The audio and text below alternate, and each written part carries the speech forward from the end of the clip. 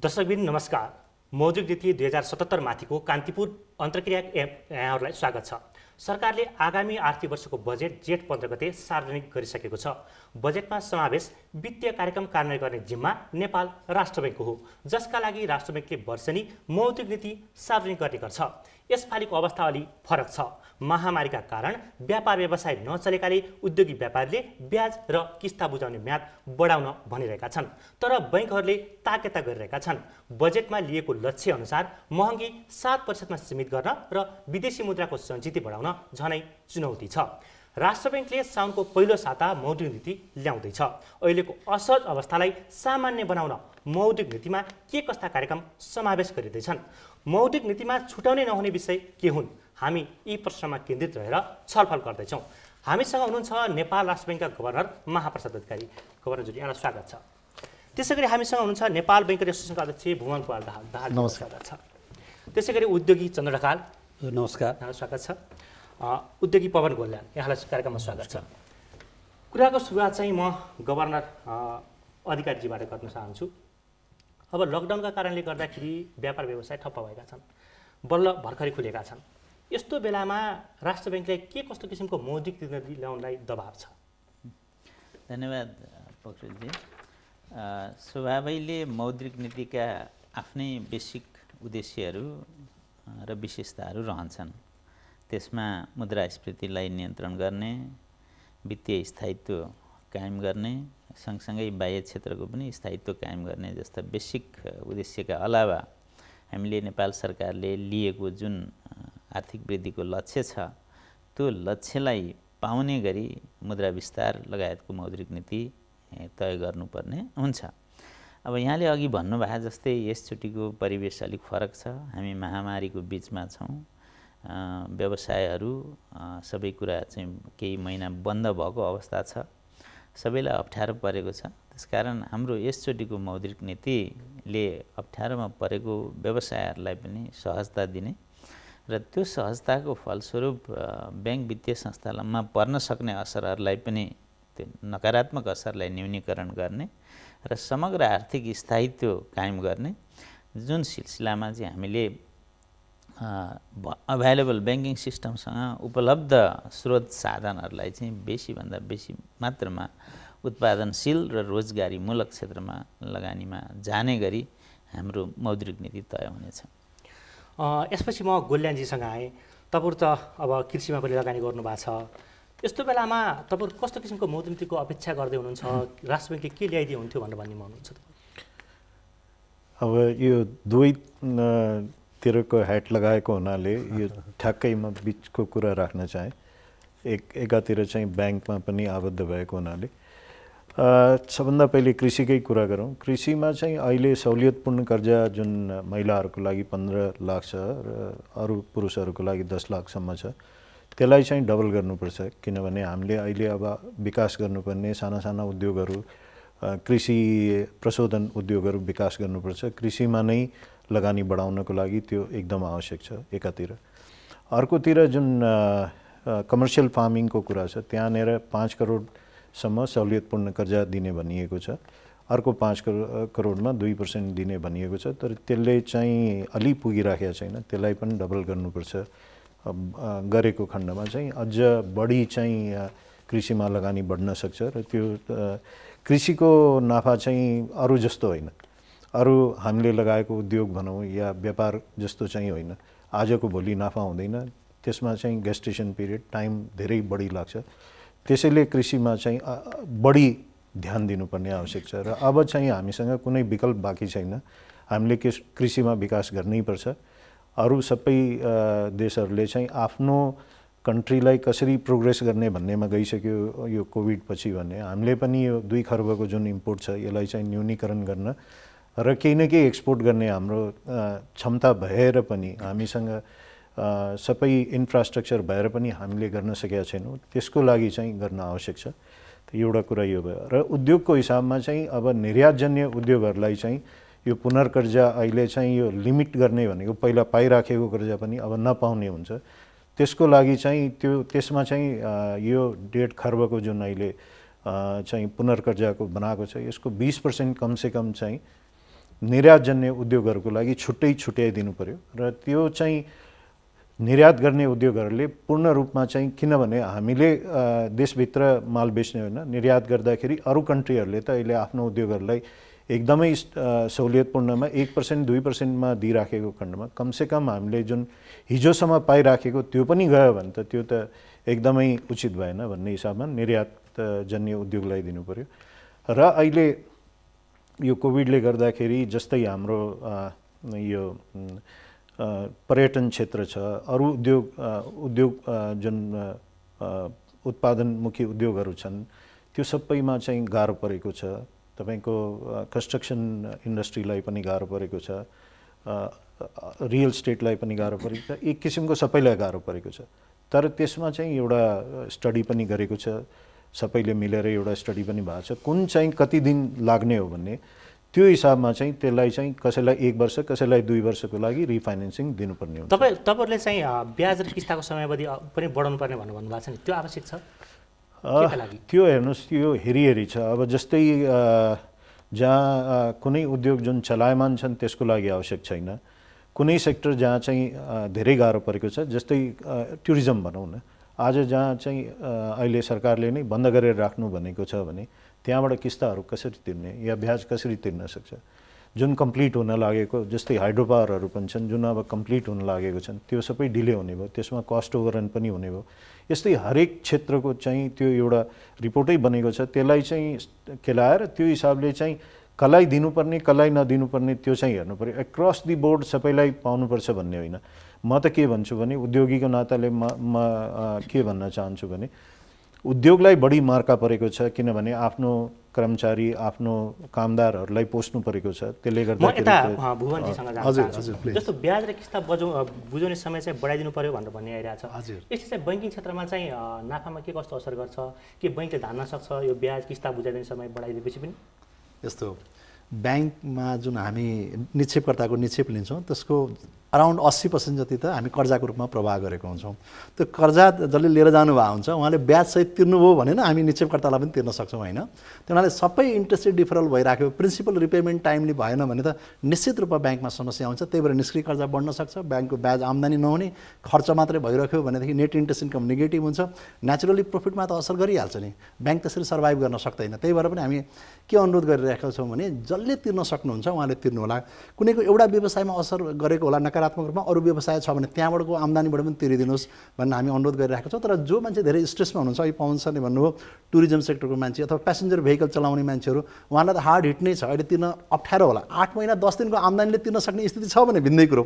त्यो पनि तिर्दा भयो आखिर अहिले हामीले ब्याजलाई पुँजीकरण गऱ्यौँ भने पनि आखिर पछि त तिर्नै पर्ने हुन्छ त्यही भएर हामीले आग्रह के गरिरहेछौँ ग्राहक महानुभावलाई भने जसले तिर्न सक्नुहुन्छ तिरौँ तिर्दाखेरि आफ्नो फाइनेन्सियल रेकर्ड पनि राम्रो हुन्छ आखिर भोलि त हामी तिर्नै पर्ने हुन्छ भन्ने हो तर जसले तिर्न सक्नुहुन्न उहाँहरूलाई हामीले स्ट्रेस गर्ने दबाब गर्ने कामहरू चाहिँ गरिरहेको छैन चन्द्रजीसँग आउन चाहे म चाहिँ तपाईँको चाहिँ बैङ्कमा पनि लगानी छ उद्योगी पनि हुनुहुन्छ अब बैङ्करहरूले चाहिँ यो नाफामा असर गर्छ भनिराख्नु भएको छ उद्योगहरूले ब्याज र किस्ता समय बढाइदिनु भन्नुभएको छ तपाईँको विचारमा चाहिँ के लाग्छ धन्यवाद पोखरेलजी मलाई चाहिँ के लाग्छ भने यो अहिले जुन आउने जुन मोनेटरी पोलिसी छ यो चाहिँ परम्परागत भन्दा पनि अहिले चाहिँ एकदम विशेष प्रकृतिको हिसाबले चाहिँ आउनुपर्छ भन्ने चाहिँ मेरो चाहिँ भनाइ हो जस्तो योभन्दा पहिला जस्तो स्प्रेड दरको कुरा भनौँ अथवा सिआरआरले चाहिँ भन्नाले एड्रेस गर्ने चाहिँ कुराहरूको चाहिँ हिसाबले जुन एउटा चाहिँ थियो भने मलाई लाग्छ अहिले वास्तवमा योभन्दा धेरै माथि उठेर चाहिँ यो जुन मोनेटरी पोलिसी चाहिँ आउनुपर्छ भन्ने चाहिँ मेरो चाहिँ भनाइ हो यसमा मलाई चाहिँ के लाग्छ भने अहिले व्यावसायिक क्षेत्र जुन एउटा अघि गवर्नर साहबले पनि भन्नुभयो वास्तवमा सबैजनाको के छ भने अहिले धेरै नै चाहिँ मारमा चाहिँ परेको चाहिँ अवस्था चाहिँ छ र सँगसँगै चाहिँ अघि अब भुवनजीले अब एनबिएको तर्फबाट जुन ब्याङ्कको पनि कुरा गर्नुभयो हुन त अघि पवनजीले चाहिँ डोयल ह्याट भन्नुभयो म पनि एउटा चाहिँ ब्याङ्कको चाहिँ भन्नाले चेयरम्यानको हिसाबले पनि मैले चाहिँ म के भन्न चाहन्छु भने अहिलेको चाहिँ अवस्था चाहिँ भनेको व्यवसायलाई पनि बचाउने र सँगसँगै यो फाइनेन्सियल सिस्टमलाई पनि एउटा चाहिँ अलिकति एउटा भन्नाले स्थायित्व चाहिँ यो चाहिँ गराउनु पर्ने चाहिँ अवस्था चाहिँ हो भन्ने मलाई लाग्छ डेफिनेटली जस्तो पहिला जस्तो जुन एउटा चाहिँ ब्याङ्किङ व्यवसायमा जुन हिसाबको एउटा चाहिँ प्रफिटको चाहिँ जुन एउटा चाहिँ भनौँ न एउटा चाहिँ लिने चाहिँ अवस्था थियो। डेफिनेटली अहिले चाहिँ त्यो प्रफिट भन्दा पनि अहिले चाहिँ कसरी सर्भाइभ चाहिँ गर्ने भन्ने चाहिँ हिसाबकै कुरा छ। मलाई लाग्छ व्यवसाय सर्भाइभ चाहिँ भयो भने चाहिँ ब्याङ्क चाहिँ सर्भाइभ चाहिँ हुन्छ र ब्याङ्क चाहिँ सर्भाइभ चाहिँ भयो भने चाहिँ व्यवसाय सर्भाइभ चाहिँ हुनसक्छ। यो चाहिँ कस्तो भने यो दुवैतर्फको धेरै नै चाहिँ भन्नाले ऊ चाहिँ छ। त्यसले गर्दाखेरि यसलाई चाहिँ ब्यालेन्सै गरेर जानुपर्ने हुन्छ भन्ने चाहिँ मलाई चाहिँ लाग्छ। सञ्जय, जस्तो यो अहिले चाहिँ उद्योगी व्यवसायले के कति क्षति भोग्नु भएको छ, त्यसका लागि चाहिँ ठ्याक्कै मौद्रिक नीतिले सम्बोधन गर्नुपर्ने के देख्नुहुन्छ? होइन, अब यहाँलाई मैले अब गभर्नर साहब चाहिँ यहाँ हुनुहुन्छ, अझ डिटेलमा त गभर्नर साहबले चाहिँ भन्नाले चाहिँ भन्नु होला। म चाहिँ के भन्न चाहिँ चाहन्छु भने वास्तवमा अहिलेसम्म चाहिँ व्यवसायले चाहिँ जुन एउटा भनौँ न भोगेको चाहिँ जुन एउटा चाहिँ लस भनौँ अथवा ओभरअल इकोनोमीमा चाहिँ भएको चाहिँ जुन एउटा चाहिँ लस चाहिँ वास्तवमा त्यो ठ्याक्कै डाटा चाहिँ आइसकेको अवस्था चाहिँ छैन र यो चाहिँ जस्तो आउने दिनमा पनि यसको चाहिँ कुन लेभलको चाहिँ अझै एउटा चाहिँ प्रभाव पर्छ भनेर ठ्याक्कै भन्न सक्ने चाहिँ अवस्था चाहिँ छैन। तर ओभरअलमा चाहिँ के छ भने यसले धेरै ठुलो चाहिँ सेटब्याक चाहिँ छ। जस्तो यहाँलाई चाहिँ भनौँ सानो चाहिँ व्यवसायहरूदेखि लिएर भन्नाले सबै भन्नाले जस्तो कतिपय व्यवसायीहरूको चाहिँ जस्तो चाहिँ भनौँ न अब एउटा चाहिँ जस्तो कर्मचारीहरूको चाहिँ तलब दिन चाहिँ नसक्ने चाहिँ अवस्था छ, घरबाट चाहिँ तिर्न नसक्ने चाहिँ अवस्था छ, त्यसै गरेर ब्याङ्कको ब्याज चाहिँ तिर्न नसक्ने चाहिँ अवस्था छ। यो हिसाबले चाहिँ के देखिन्छ भने यो कोभिड-19 को कारणबाट जुन एउटा परेको चाहिँ लस चाहिँ साँच्चै नै यो मलाई लाग्छ यो हामीहरूले चाहिँ यो 100औं वर्षको बिचमा पनि यो लेभलको चाहिँ भन्नाले चाहिँ एउटा चाहिँ असर परेको चाहिँ अवस्था थिएन। जस्तो हामी कहाँ चाहिँ पहिला पनि विपत्तिहरू नभएको होइन, जस्तो चाहिँ चाहे भुइँचालोको भनौँ, चाहे बाढी पीडितको भनौँ, चाहे भन्नाले त्यस्तो किसिमको चाहिँ भन्दा पनि यो चाहिँ एकदम छुट्टै प्रकृतिको र ओभरअल चाहिँ इकोनोमी चाहिँ भन्नाले चाहिँ यो इफेक्ट चाहिँ भएको हुनाले मैले यहाँलाई यहीँ रोक्न चाहेँ। महाजी, तपाईँले सबैको कुरा सुन्नुभयो, बैङ्करको कुरा सुन्नुभयो, उद्योगको कुरा सुन्नुभयो, के बुझ्नुभयो? यसले चाहिँ ठ्याक्कै मौद्रिक नीति कहाँनिर केन्द्रित हुनुपर्ने देख्नुभयो?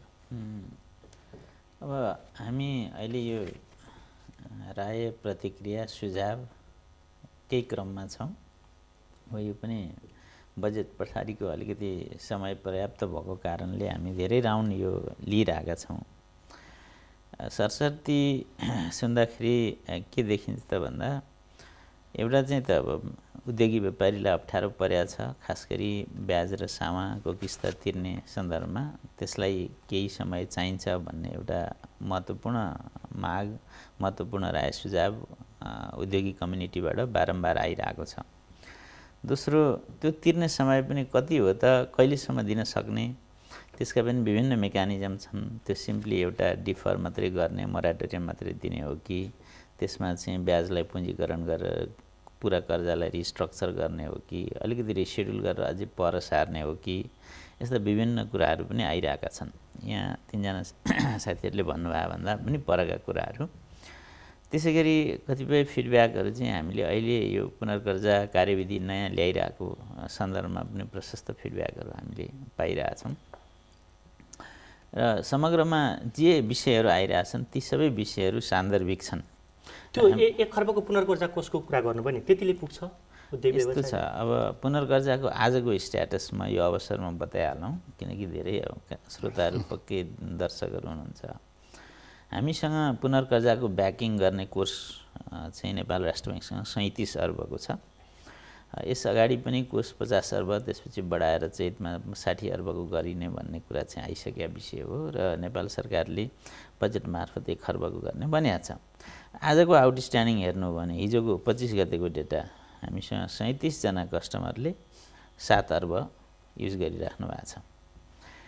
अब त्यो 1 खर्ब पर्याप्त हो कि होइन भन्ने सन्दर्भमा चाहिँ जुन खालको डिमान्ड आइरहेछ बजारबाट, उद्योगी साथीभाइहरूबाट, हामीले त्यसले पर्याप्त हुँदैन कि भनेर अलिकति पुनर्कर्जा कार्यविधिमै एउटा नयाँ किसिमको कार्यविधिमा व्यवस्था गर्न खोजेका छौँ। कोषलाई फुल्ली ब्याकिङ नगरिकन पनि यो कोभिडको चाहिँ इम्प्लिकेसन, कोभिडको असर परेको बिजनेसको लागि, त्यो अवधिको लागि चाहिँ एक्सेप्सनल एउटा मेकानिजम बनाऊँ, एभाइलेबल फन्डको चाहिँ 5 टाइम्ससम्म पनि दिन सक्ने गरी गरौँ भनेर हामीले कार्यविधि अगाडि बढाएका छौँ, जुन चाहिँ पब्लिक कन्सल्टेसनमा गएर चाहिँ पब्लिक फिडब्याकहरू हामीले पाइसकेका छौँ। त्यसमा हामीले एकदमै पोजिटिभ रेस्पोन्स पाएको छौँ। त्यसले गर्दा 1 खर्ब पर्याप्त हो कि होइन भन्ने सन्दर्भमा चाहिँ 1 वर्षभित्रैको कुरो गर्ने हो भने हामीले हाम्रा इन्स्ट्रुमेन्ट पनि हेर्नु पर्यो। हामी कसरी त्यसलाई डिस्ट्रिब्युट गर्न सक्छौँ, ब्याङ्कका प्रत्येक शाखाहरूबाट प्रोसेसिङ भएर आउन सक्छ सक्दैन टाइममै। सँगसँगै फेरि खर्ब बजारमा पठाउने भन्दैमा बजारको लिक्विडिटीको अवस्था कस्तो छ, धेरै कुराहरूले गभर्न गर्छ। अहिलेको लिक्विडिटीको अवस्था हेर्नु भने साउन्डमै त्यो जाँदैन होइन, हामीले त्यो टाइमिङ पनि मिलाउनु पर्ने हुन्छ। अब सुरुको वर्षको लागि 1 खर्ब पर्याप्त नै हुन्छ जस्तो मलाई लाग्छ।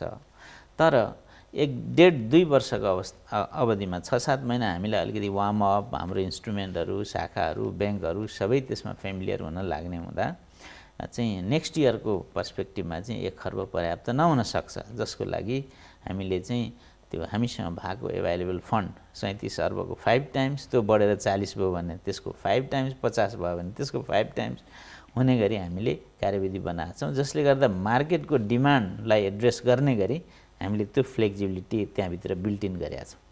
भुवनजी, हजुर, जस्तो अहिले उद्योगी व्यापारी व्यवसायहरूले चाहिँ बैङ्कहरूले चाहिँ ऋण र ब्याजको किस्ता तिर्न चाहिँ हजुर ताकता गरिरहेछन् भनेर भन्छन् होइन, तपाईँहरू चाहिँ होइन हामीले चाहिँ भनेको छैनौँ भनेर भन्नुहुन्छ। तर ग्रासरुटमा तल्लो लेभलमा जाने हो भने ताकता गरिरहेछ, अब तारान्तार फोन आइरहेछ, हाम्रो मानसिक तनाव भइसक्यो भनेर भन्छन्। स्थिति के हो? म यहाँलाई निवेदन गरौँ, हामीले सबै एनबिएबाट डिसिजनै गरेर सबैलाई के सर्कुलेट गरेका छौँ भने जसले तिर्न सक्नुहुन्छ उहाँहरूसँग लिउँ। अघि पनि मैले भने 8 महिना 10 दिन सञ्चालन हुनुहुन्थ्यो, त्यसबेला जुन नाफा जेनेरेट भएको थियो त्यसले पनि तिर्न सक्ने अवस्था छ कतिपय ग्राहकहरूमा। कतिपय ग्राहकहरूको एउटा चाहिँ कर्जा राम्रो भएको छैन, अर्को कर्जा अर्को लिएर जुन अर्को व्यवसाय गरिराख्नु भएको छ त्यो राम्रो भएको छ, त्यहाँ राम्रो भएको व्यवसायबाट पनि तिरौँ भन्ने किसिमले हामीले आग्रह गर्न भनेका छौँ। तर कुनै पनि हामीले कस्टमरहरूलाई चाहिँ यसरी दबाब दिने हिसाबले, जस्तै मैले अघि नै पनि निवेदन गरेँ होटल सञ्चालनमा छैन भनेपछि उहाँहरूलाई दबाब दिउँ। अब त प्यासेन्जर भेहिकलहरू चाहिँ सञ्चालनमा छैनन्, उहाँहरूलाई दबाब दिउँ भने यहाँले भने जस्तो त्यो एउटा अप्ठ्यारो परिस्थिति आउन सक्छ। त्यो हुनाले अहिले ग्राहकहरूलाई दबाब दिने, कालो सूचीमा राख्छौँ, यो गर्छौँ त्यो गर्छौँ भन्ने पटक्कै होइन, फकाइ फुलाइ जसले तिर्न सक्नुहुन्छ उहाँसँग उठाउँ, किन उहाँहरूले पनि आखिर तिर्नै पर्ने हुन्छ। मैले अघि नै भने इन्ट्रेस्ट हामीले क्यापिटलाइज गर्छौँ नि, जब ब्याजलाई पुँजीकरण गर्छौँ त्यसपछि पनि ब्याज त तिर्नै पर्ने हुन्छ। आखिर भोलिको आज तिर्न सकिन्छ भने लायबिलिटीलाई किन डिफर गर्ने भन्ने हिसाबले अनुरोध गर्ने, हामीले दबाब दिनु। म यही टिभी मार्फतै केही भन्न चाहन्छु भने जसले तिर्न सक्नुहुन्न उहाँले 24%मा 36%मा अन्तबाट ब्याज ल्याइ ब्याङ्कमा तिर्नुपर्ने अवस्था छैन। श्रीमान गभर्नर सर यी हुनुहुन्छ, गभर्नर सरले इन्डिकेट अघि नै पनि गरिसक्नु भएको छ, हिजो अस्तिको प्रोग्राममा पनि भनिसक्नु भएको छ कि जसले तिर्न सक्नुहुन्छ तिरौँ, तिर्न नसक्ने केसमा राष्ट्र ब्याङ्कले के गर्नुपर्ने हो त्यसमा हामी हेर्छौँ भनेर भन्नुभएको छ। तर हामी के क्लियर हौँ भने ब्याङ्कमा यदि ब्याज आएन भने हामी निक्षेपकर्तालाई पनि ब्याज तिर्न गाह्रो हुने भावनाले यो क्यापिटलाइज हुने हो र ढिलो चाँडो हामीले ब्याज तिर्नै पर्छ भन्ने कुरो चाहिँ हामी सबै मेन्टली प्रिपेयर्ड हुनुपर्छ। र जस्तो एकदमै स्ट्रेस भएको ग्राहकलाई सम्भवतः राज्यले सहयोग गर्ने हुनसक्छ। हामीले पनि के गरिरहेछौँ भन्दा पहिला पनि यो कोभिड-19 भन्दा अगाडिको कुरा पनि यहाँलाई सेयर गर्न चाहन्छु, जो एकदमै बिजनेसमा लस भएको छ। कति हाइड्रो पावर प्रोजेक्टमा हाइड्रोलोजीको कारणले पनि भनेको जति इलेक्ट्रिसिटी जेनेरेटमा बेस रेट प्लस 0.5% त्यस्तोमा मात्रै पनि हामीले कर्जा प्रवाह गरेको चाहिँ हामीसँग एक्सपिरियन्स छ। जे हामीले ग्राहकलाई गर्न सक्छौँ हामी त्यो हेर्छौँ, तर हामी आफै बचेर मात्रै त सक्छौँ भन्ने कुरामा हामी क्लियर हुनु पर्यो। यदि भोलि ब्याङ्क रहेन भने यहाँलाई सानो चाहिँ म के अनुरोध गर्न चाहन्छु भने ग्लोबल फाइनेन्सियल क्राइसिस हुँदाखेरि चाहिँ होल इकोनोमीमा जुन फाइनेन्सियल सेक्टरमा क्राइसिस भयो त्यसले होल इकोनोमीमा चाहिँ नेगेटिभ रिसेसनमा गए कतिपय इकोनोमीहरू, त्यसलाई ब्याङ्क बच्यो भने मात्रै व्यवसाय साथीहरूलाई ब्याङ्कले सपोर्ट गर्न सक्छ भन्ने कुरो चाहिँ हामी क्लियर हौँ। व्यवसाय साथीहरूलाई हामीले गरिसकेको छु, म केही निवेदन गर्न चाहन्छु। चैत मसान्तमा पनि जसले ब्याज तिर्न सक्नुभयो उहाँहरूलाई हामीले 10% चाहिँ टर्म लोनमा हामीले छुट दियौँ। अहिले पनि वैशाखदेखि असारसम्म अराउन्ड 90% कस्टमरलाई हामी 2% को ब्याजको रिबेट दिँदैछौँ होइन। त्यसै गरी हामीले चैत 7 गतेदेखि यो असार मसान्तसम्म जसले डिजिटल च्यानलबाट कारोबार गर्नुहुन्छ सबैलाई हामी फ्री ट्रान्ज्याक्सन गरिरहेछौँ। एउटा एटिएम एउटा ब्याङ्कको कस्टमर हुनुहुन्छ त्यो ब्याङ्कै एटिएममा जानुपर्ने जुनसुकै ब्याङ्कको एटिएममा गए पनि हामी फ्री गरिराखेका छौँ।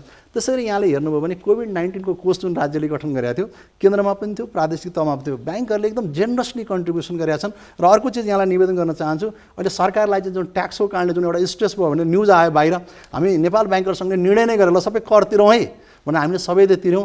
त्योले ब्याङ्करहरू त जहिले पनि सहयोग गर्न तयार छन्, तर अरूले पनि त्यसलाई रेसिप्रोकेट गर्नुपर्छ भन्ने चाहिँ म निवेदन गर्न चाहन्छु। अहिले चाहिँ बैङ्कले निश्चितको ब्याज घटाए तर कर्जाको ब्याज घटाएन भने आम गुनासो छ। अब यो हेर्नु यो कुनै एकदम किन यो गुनासो आयो थाहा छैन। हामी वैशाखदेखि असारसम्म त 2% ब्याज घटाउँदैछौँ। जब यो वैशाख 1 गते हामीले जुन निक्षेपको जुन ब्याज दर घटाएको थियौँ त्यसले हाम्रो ब्याज दर लेन्डिङको रेट घटाउने 0.35 देखि 0.4% मात्रै घट्थ्यो, जबकि 2% घटाएको छ भने घटाएको छैन। र अब यो कतिपयको चाहिँ सिस्टममा इनबिल्ड गर्न चाहिँ बाँकी होला, किन सिस्टममा चाहिँ किन यो के भयो भन्दा वैशाख 1 गतेदेखि घट्ने भनेर आयो होइन, तर त्यो निर्णय कहिले भन्दा वैशाख 16 गते भयो। अनि केही त्यसमा संशोधन हुन्छ कि भनेर श्रीमान गभर्नर सरलाई पनि हामीले अनुरोध गऱ्यौँ। अनि हामी छलफल गरिसकेपछि एउटा क्ल्यारिटी हो कुन कुन सेक्टरमा कसरी जाने भन्ने किसिमको क्ल्यारिटी भएपछि ग्राहकले चाहिँ रियलाइज कहिले गर्छ कि ओहो मैले ब्याज छुट पाएँ भने कहिले रियलाइज गर्छ? उसले चाहिँ जुनसुकै ब्याङ्कबाट उहाँले ऋण लिनु भएको छ त्यो ब्याङ्कमा गएर जुन ब्याज बुझाउने बेलामा मेरो 2% कम हुनुपर्छ भनेर जुन उहाँले भन्नुहुन्छ त्यो पाउनु भएको छैन भने, जस्तै म 2-4वटा ब्याङ्कको कुरा गर्छु, उहाँले सिस्टमै अहिले हालिसक्नु भएको छ, सिस्टमै 2% घटाइसकेको अवस्था छ। कोही ब्याङ्कले घटाउनु भएको छैन भने पनि उहाँले 2% बढी तिर्नु पर्दैन त्यो स्पेसिफाइड सेक्टरमा भनेर म यहीँ सबै पब्लिकको अगाडि नै म भन्न चाहन्छु। केही गुनासो भयो भने यहाँलाई के निवेदन गर्ने भने त्यो ब्याङ्कमै पनि गुनासो सुन्ने अधिकारी हुन्छ। यदि त्यहाँ एड्रेस भने हामीले ब्याङ्कर सङ्घमै पनि एउटा गुनासो सुनवाई समिति राखेका छौँ। राष्ट्र ब्याङ्कको त छँदैछ पहिलादेखि नै, हामी कहाँ आउनुभयो भने हामी त्यसलाई एड्रेस गर्छौँ। म यहाँ सबैलाई टेलिभिजनको अगाडि नै भन्न चाहन्छु। म चन्द्रजीसँग आएँ। जस्तो तपाईँहरूले राष्ट्र ब्याङ्कमा पठाएको मौद्रिक नीति सम्बन्धी सुझाव छ नि, त्यसमा चाहिँ बैङ्कहरूले दिने भनेको ब्याज छुट पाइएन भनेर भन्नुभएको रहेछ। उहाँले चाहिँ छुट दिइरहेछौँ भनेर भन्नुहुन्छ, वास्तविकता के हो? तपाईँ त दुवै क्षेत्रलाई प्रतिनिधित्व गर्नुहुन्छ। हस्, धन्यवाद। मलाई चाहिँ के लाग्छ भने जुन यो राष्ट्र ब्याङ्कले सर्कुलर गरिसकेपछि धेरैजसो चाहिँ ब्याङ्कहरूले वास्तवमा त्यसलाई चाहिँ कार्यान्वयन गरिसकेको अवस्था छ भन्ने मलाई चाहिँ लाग्छ।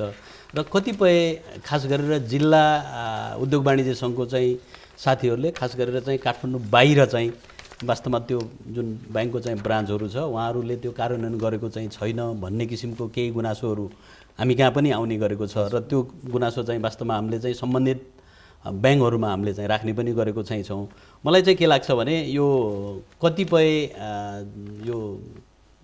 यो जिल्ला नगर उद्योग वाणिज्य सङ्घको जुन एउटा चाहिँ गुनासो चाहिँ आएको छ त्यो जायज पनि छ। कतिपय ब्याङ्कहरूले जस्तो त्यो जुन ब्रान्च स्तरमा चाहिँ भन्नाले त्यो जस्तो कतिपय सिस्टमको चाहिँ कारणबाट सिस्टम पछि मात्र चाहिँ जस्तो अघि हाम्रो भुवनजीले पनि चाहिँ भन्नुभयो पछि मात्र इनबिल्ड चाहिँ गरेको कारणबाट चाहिँ भन्नाले त्यो किसिमको चाहिँ आएको छ। मलाई लाग्छ यो आएको चाहिँ इस्युलाई चाहिँ करेक्सन चाहिँ ब्याङ्कहरूले गर्नुपर्छ भन्ने कुरामा म पनि भन्नाले चाहिँ सहमत चाहिँ छु। भुवन सरले अघि ब्याज घटाएको भनेर भन्नुभयो कर्जामा, तपाईँहरूले चाहिँ जहिलेसुकै के भन्नुहुन्छ भने उद्यम गर्नका लागि ब्याज चाहिँ बाधक छ भनेर भन्नुहुन्छ। पवनजी के हो नेपालमा बैङ्कहरूले घटाएको ब्याज दरले चाहिँ उद्यम गर्न सहज छ कि छैन?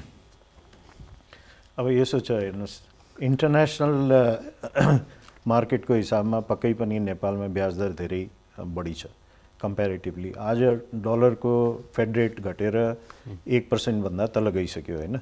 त त्यो हिसाबले हेर्ने हो भने कस्ट अफ डुइङ बिजनेसमा हामी कहाँ चाहिँ लेबरको कस्ट पनि धेरै आइछ, त्यस्तै ब्याजको कस्ट पनि आइछ र रियल स्टेटको कस्ट जग्गा भनौँ या जे उद्योग गर्नको लागि 3वटा फन्डामेन्टल कुराहरू चाहिन्छ र चौथो चाहिँ बिजुलीको रेट पनि धेरै आइछ। हामी कहाँ बिजुलीको रेट हेर्नुहुन्छ भने 4वटा कुरा हाई छ भने हामी एक्सपोर्ट गर्ने कुरा गर्दैछौँ, त्यसको लागि यसै बसेर कुरा गर्दाखेरि बिजुलीको रेट पनि घट्नु पर्यो, ब्याज पनि घट्नुपर्छ। तर त्यो घटाउने कसरी? त्यो घटाउनको लागि केही न केही त गर्नु पर्यो। त यसको मतलब डिपोजिट रेट घटायो भने ब्याङ्कले त्यताबाट तपाईँहरूले नै क्वेसन गर्नुहुन्छ डिपोजिट रेट किन घटाउनु भयो? त ब्याङ्कलाई पनि त कहीँ न कहीँ ठाउँ त दिनु पऱ्यो नि त गर्नको लागि, या त डिपोजिट रेट घटाउनु पऱ्यो भन्ने कुरा आउँछ। र यो पनि म कुरा क्लियर गरिदिन्छु। अहिले हुन त चन्द्रजीले बोलिसक्नु भएको छ।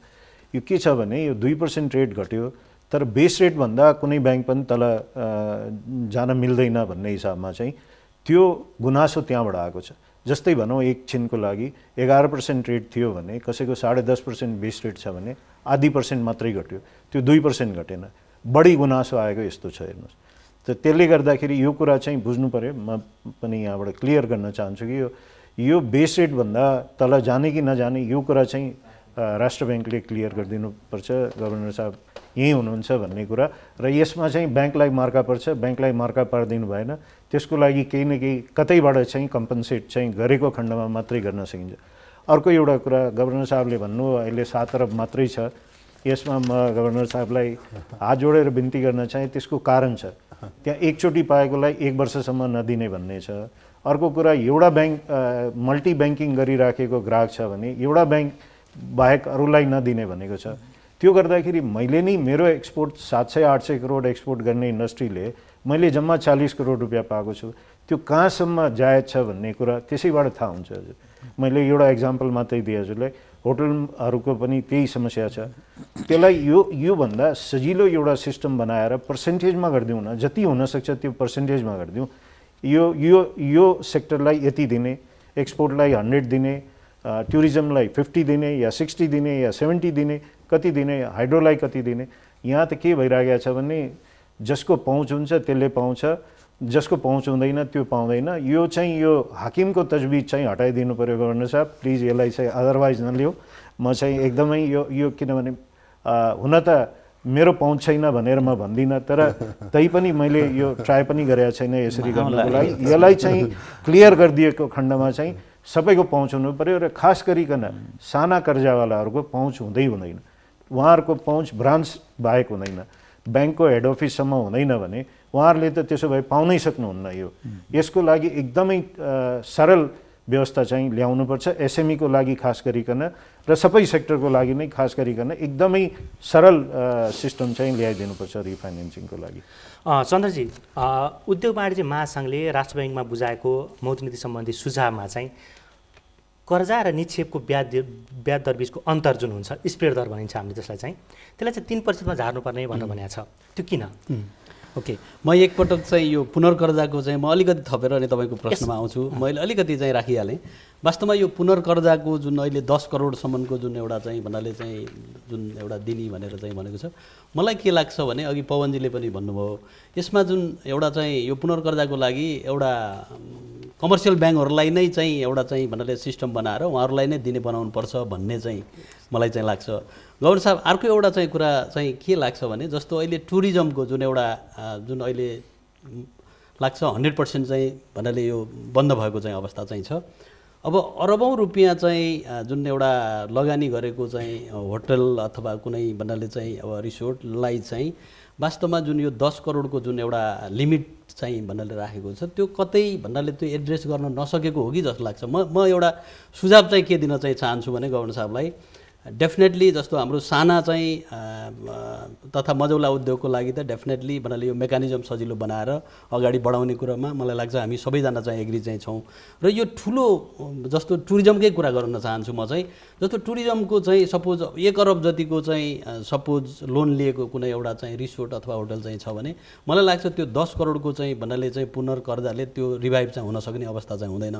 यस्तो केसमा मलाई चाहिँ के लाग्छ भने गभर्नर साहब, एटलिस्ट 50% जति चाहिँ गर्न चाहिँ सक्ने भन्ने किसिमको एउटा चाहिँ मेकानिजम चाहिँ हुन सक्यो भने केही न केही एउटा चाहिँ भन्नाले अब जुन भनौँ न अब यो जति पनि यो लकडाउनको कारणबाट अथवा यो महामारीको कारणबाट जुन यो सेक्टर नै ध्वस्त चाहिँ भएको छ, केही राहत चाहिँ हुन्छ भन्ने कुरा चाहिँ म चाहिँ राख्न चाहेँ। अर्को यहाँ स्प्रेड दरको स्प्रेड दरको चाहिँ वास्तवमा स्प्रेड दरको कुरा चाहिँ गर्दाखेरि अब उद्योग वाणिज्य महासङ्घको चाहिँ तर्फबाट भन्नाले धेरै पहिलादेखि स्प्रेड दर भन्दा पनि यो अझ पहिलादेखिको कुरा गर्न चाहेँ मैले। वास्तवमा यो चाहिँ ब्याज दर चाहिँ एउटा चाहिँ सिङ्गल डिजिटमा चाहिँ ल्याउनुपर्छ, ब्याज दर चाहिँ भनेर एउटा कम्पिटेटिभ चाहिँ हिसाबले चाहिँ ल्याउनुपर्छ भन्ने वास्तवमा हामीले धेरै पहिलादेखि भन्नाले चाहिँ कुरा उठाइरहेको। अघि हाम्रो पवनजीले पनि चाहिँ भन्नुभयो।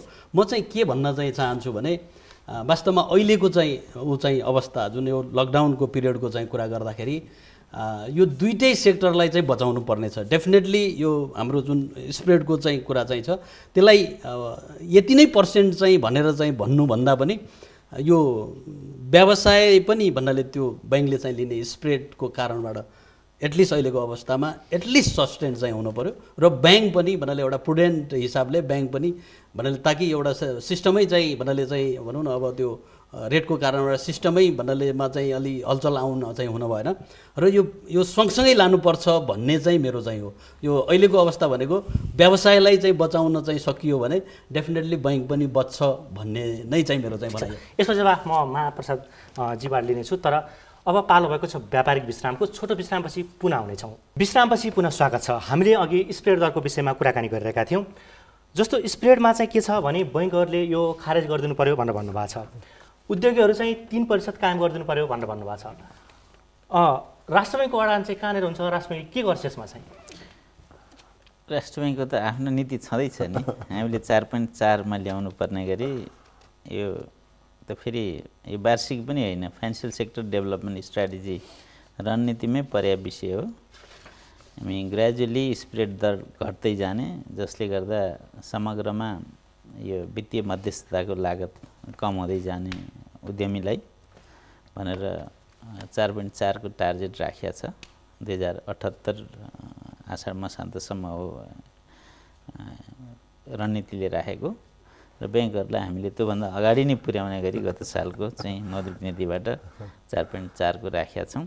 हामीले बिचमा रिभ्यू गरिराख्दाखेरि अलिकति बेसी त्यो टार्गेट नभेटिएला कि जस्तो लाग्यो र सँगसँगै चाहिँ यो कोरोनाले पीडित पारिरहेको चाहिँ बेलामा हामीले 2% घटाउनलाई ब्याङ्कहरूलाई भन्यौँ।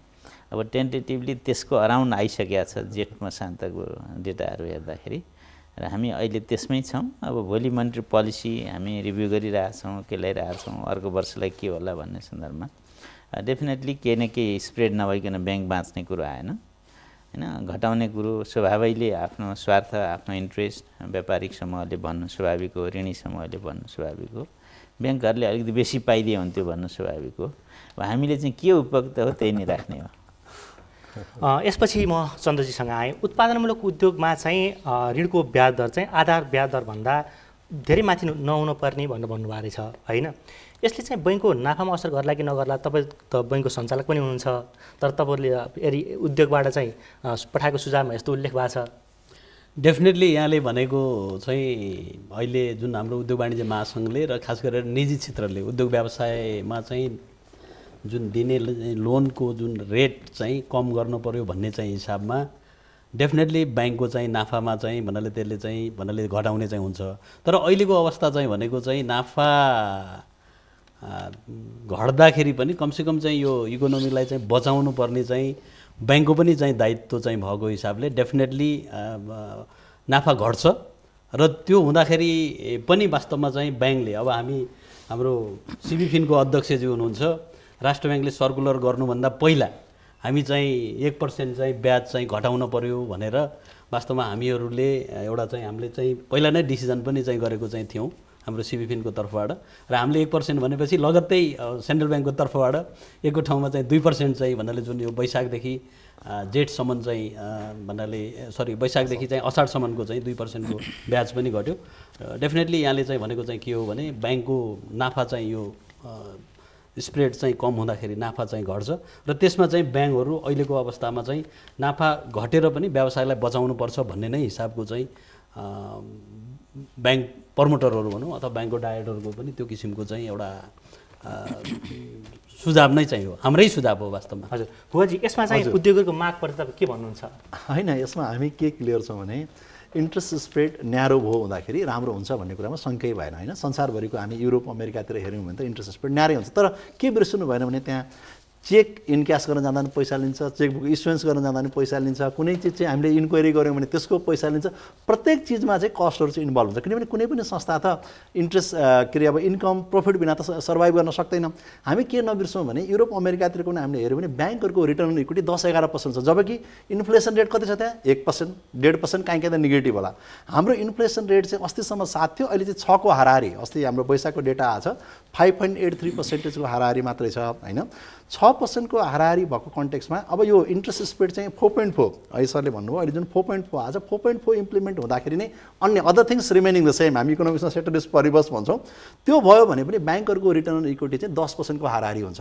जुन देशमा हिजो चाहिँ फिक्स्ड डिपोजिटको रेट नै 9-10% को हाराहारी थियो, त्यो बेलामा 10% को हाराहारी मात्र रिटर्न इक्विटी भयो भने ब्याङ्किङ सेक्टर जुन आज साउथ एसियामा हामी वान अफ द बेस्ट भन्दैछौँ, त्यसले कसरी इफिसियन्ट मान्छेहरू, राम्रा मान्छेहरू चाहिँ आकर्षित गर्न सक्ला र त ब्याङ्किङ सेक्टर राम्रो भएन भने त्यसको रिपरकसन के होला भनेर हामीले ध्यान दिनुपर्ने जरुरी छ। म यहाँलाई के अनुरोध गऱ्यौँ भने हामीले साउथ एसियाको पनि ब्याङ्कहरूको रिटर्न इक्विटीहरू, त्यहाँको एनपिए लेभल सबै एनालिसिस गर्दाखेरि नेपालको चाहिँ हिजो यो कोरोना भाइरस हुनुभन्दा अगाडिको र 4.4 लागु हुनुभन्दा अगाडिको कुरा गर्दैछु, पुस मसान्तमा 6 महिनाको लागि मैले एनुलाइज गरेर हेर्दा हाम्रो रिटर्न अन इक्विटी 15% मात्र हो। यहीँ अहिले हेरौँ अब यो कोरोना भाइरसको बेलामा प्रफिटको कुरा कतिको गर्नु उपयुक्त हुन्छ, हामी सबैजना मेरो विचारमा एउटै चाहिँ मत छ जस्तो लाग्छ।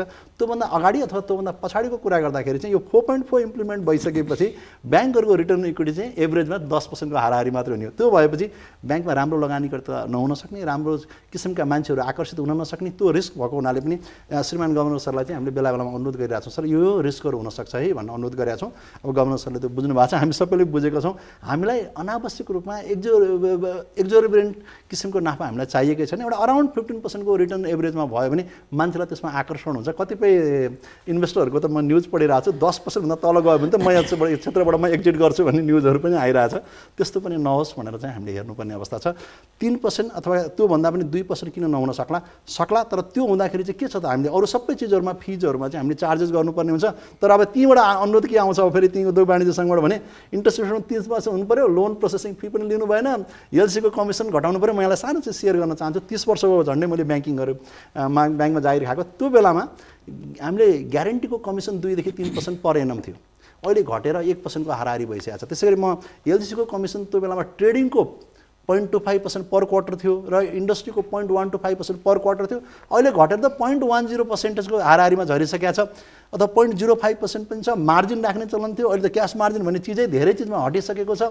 म्हणजे ब्याङ्कहरूको त अहिले इन्ट्रेस्ट स्प्रेड आफै खुम्चिएको छ, फी इन्कम त्यस्तै खुम्चिएको छ, फरेन एक्सचेन्ज इन्कम खुम्चिएको छ। मैले भनेकै ब्याङ्कहरू त अहिले एकदमै हार्ड स्टेटमा छन् र 4.4 लागू भइसकेपछिको इम्प्याक्ट चाहिँ नेक्स्ट इयरमा के हुन्छ हामी चाहिँ चिन्तित छौँ एकदमै। त्यही भएर गभर्नमेन्टलाई अनुरोध गरिरहेको छौँ। सेवा शुल्कको विषयमा कुरा गर्दाखेरि हाम्रा एकजना सहकर्मीले चाहिँ एउटा ब्याङ्कमा चेक लिन जाँदाखेरि चाहिँ फेरि 500 रुपियाँ तिर्नु पर्यो रे हैन। यो चेक लिन जाँदा 1000 हैन। अनि यो खालको सेवा शुल्क चाहिँ किन राखिरहेको छ? म यहाँलाई सेयर गरौँ। हामी अहिले 27 वटा त वाणिज्य ब्याङ्क मात्रै छौँ, फाइनान्स कम्युनिटी डेभलपमेन्ट ब्याङ्क छौँ। कोही फ्रीमा दिने पनि हुनुहुन्छ, कोहीले चाहिँ अब अलिकति बढी चार्ज गर्नुभएको होला। तर मलाई लाग्छ चेकबुक लिन जाँदा 500 रुपियाँ चाहिँ सम्भवतः मैले सुनेको छैन, कुनै ब्याङ्कको भए मलाई थाहा भएन। तर यत्रो कम्पिटिसन छ, उहाँले अब हामीले सबैले चार्जेसहरू चाहिँ वेबसाइटमा राख्नुपर्छ भन्ने राष्ट्र ब्याङ्कको नियम छ। म ग्राहक बाँड्नुभएहरूलाई के अनुरोध गर्दछु भने कुन ब्याङ्कको सर्भिस कस्तो छ, कस्तो किसिमको प्राइसिङ छ, त्यो सबै हिसाबले हेरेर चाहिँ उहाँले ब्याङ्क चोइस गरेर एकदम स्वतन्त्र हुनुहुन्छ। भन्नुहोस् न त्यही चिया कफी खानालाई चाहिँ हामी 5 स्टार होटलमा गयौँ भने चार्ज लाग्ला, हामी चाहिँ एउटा चाहिँ उसमा सडकको पसलमा गयो भने अर्को चार्ज लाग्न सक्छ। म्हणजे हेरी चाहिँ ब्याङ्क पछि फरक होला, कस्तो खाले सर्भिस दिनुभएको छ सबै चिजमा डिपेन्ड गर्छ। तर चोइस राष्ट्र ब्याङ्कले यस्तो कम्पिटिसन दिएको छ, त्यही भएर ग्राहकले चाहिँ छानेर जानुभयो हुन्छ। धेरै खालका शुल्कहरू तोकिएका छन्, किन त्यो चाहिँ? धेरै खाले छैन त, प्रत्येक सेवा लिँदाखेरि सेवासँग शुल्क जोडिएको हुन्छ नि त। तर यहाँलाई म एउटा सानो निवेदन गर्न चाहन्छु। 30 वर्ष अगाडि म ब्याङ्कमा काम गर्दाखेरि एउटा ब्याङ्कको एउटा शाखाबाट अर्को शाखामा फन्ड ट्रान्सफर गर्दाखेरि पनि चार्जहरू चाहिँ थुप्रो तिर्नु पर्थ्यो।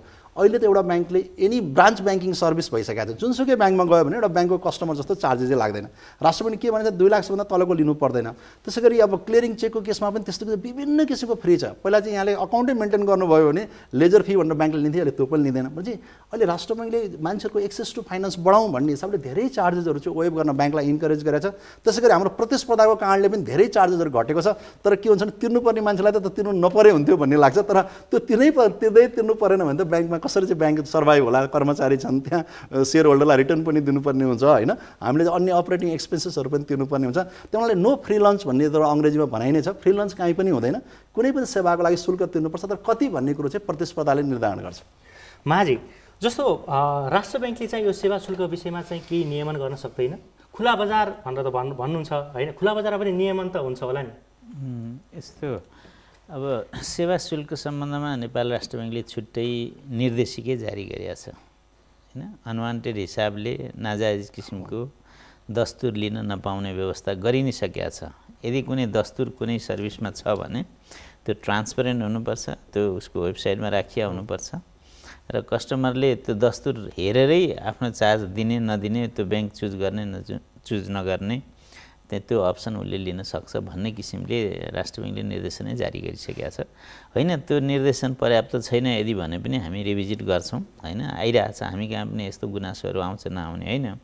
मेरो अनुरोध के भने कोही कसैले हामी अहिले अब टेलिभिजन कार्यक्रममा भएकोले कोही कसैले कोही साथीहरूले त्यस्तो खालको गुनासो गर्नुपर्ने गरी आफूलाई चित्त दुख्ने गरी सर्भिस फी तिर्नु परेको छ भने त्यो जानकारी हामीलाई पाऊँ। हामी ती कुराहरूमा हाम्रो नीतिहरूमा रिभिजिट गर्न र त्यसलाई व्यावहारिक बनाउन यो मौजूद नीतिमा केही सम्बोधन हुन्छ? हामी ओपन छौँ, एकदम खुल्ला छौँ। यता पवनजीसँग आउन चाहे म चाहिँ, जस्तो उपत्यकाका विभिन्न भागमा चाहिँ सटरहरू खाली भएका छन्। अहिले चाहिँ व्यवसायहरू व्यवसायबाट पलायन भइरहेका छन्। यसलाई बचाउन के गर्न सकिन्छ?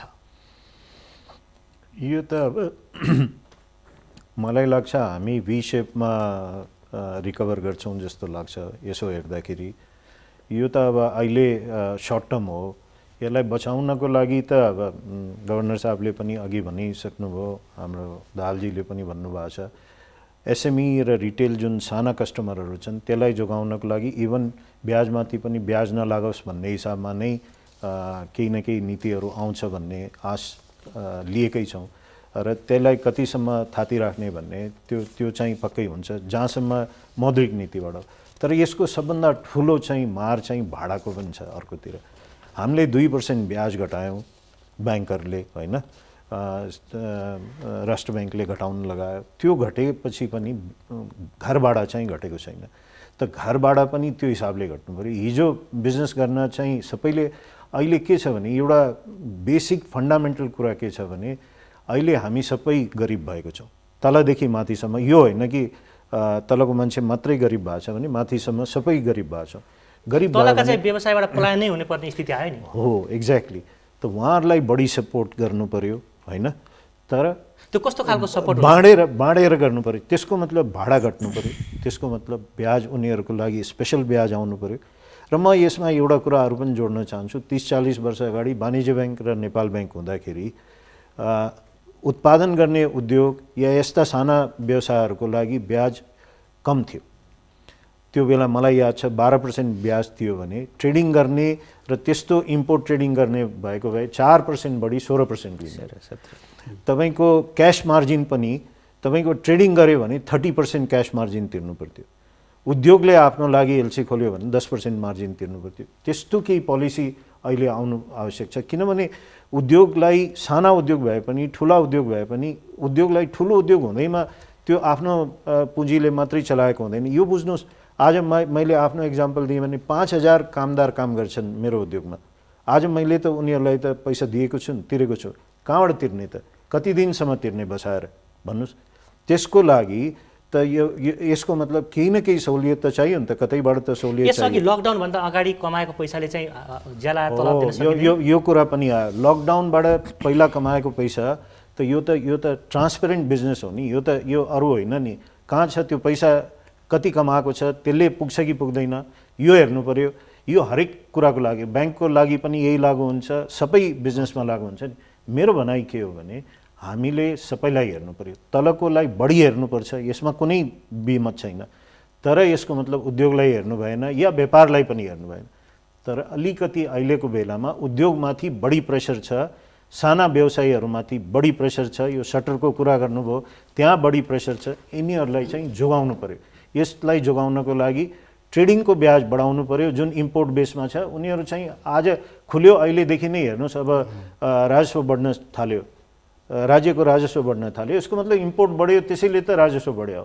त त्यहाँ चाहिँ रिकभर गर्न 1 महिना लाग्छ भने इन्डस्ट्रीलाई रिकभर गर्न 1 वर्ष 2 वर्ष लाग्छ।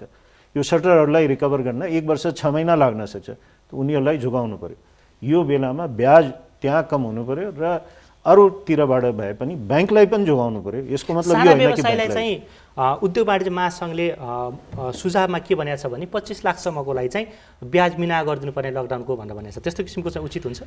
त्यो त हेर्नुहोस्, मिना भनेको शब्द त मलाई लाग्दैन। अब गभर्नर साहबले बोल्नुहुन्छ, मैले बोल्ने कुरा हुँदैन। तर मलाई यो मिना शब्द त होइन, तर कमसेकम जति कम हुनसक्छ त्यतिमा राज्यले चाहिँ सपोर्ट गर्नुपर्छ। यो बेलामा ब्याङ्कले पनि सपोर्ट जति हुन्छ त्यो गर्ने नै हो। हामीले पनि अनाउन्स गर्दाखेरि एसएमईको लागि मात्रै अनाउन्स गरेका थियो 1% छुट दिनको लागि। एसएमईको लागि, ठुला कर्जाको लागि हामीले गरेको थिएन, एसएमईको लागि मात्रै गरेको थियो। र म यो मिना त हुनु हुँदैन, यो सिस्टमै बिग्रिन्छ मेरो हिसाबमा चाहिँ। तर घटीभन्दा घटी जति हुनसक्छ र राज्यले त्यसको पोलिसी चाहिँ अब हामी चाहिँ मोनेटरी पोलिसीबाट केही न केही एड्रेस होला, सानोको लागि बढी एड्रेस होला भन्ने त आशा हामीले सबैले लिएकै छौँ। र गभर्नर साहबले बेला मौकामा सुनेको पनि छु कि केही न केही यसमा चाहिँ राम्रै नीति आउने भन्ने चाहिँ आश त सबैले लिएकै छौँ हामीले। ठिक छ, म एक कुरा चन्द्रजीसँग आएँ। किन राख्नुभयो यो 25 लाखसम्मको चाहिँ ब्याज मिना भनेर माग्नु भएको छ, अनि 50 लाखसम्मको चाहिँ 1 करोडसम्मको चाहिँ 50% ब्याज मिना भन्ने सुझाव छ, यो किन आयो? यो म चाहिँ पहिला अघि पवनजीले भनेको कुरामा अलिकति मैले जान चाहेँ। अहिले चाहिँ जस्तो कस्तो छ भने तपाईँको चाहिँ उद्योग व्यवसाय, खास गरेर साना उद्योग व्यवसाय टोटल्ली बन्द भएको चाहिँ अवस्था चाहिँ छ। जस्तो अब स्टाफ पनि भन्नाले निकाल्नु हुँदैन भन्ने चाहिँ छ।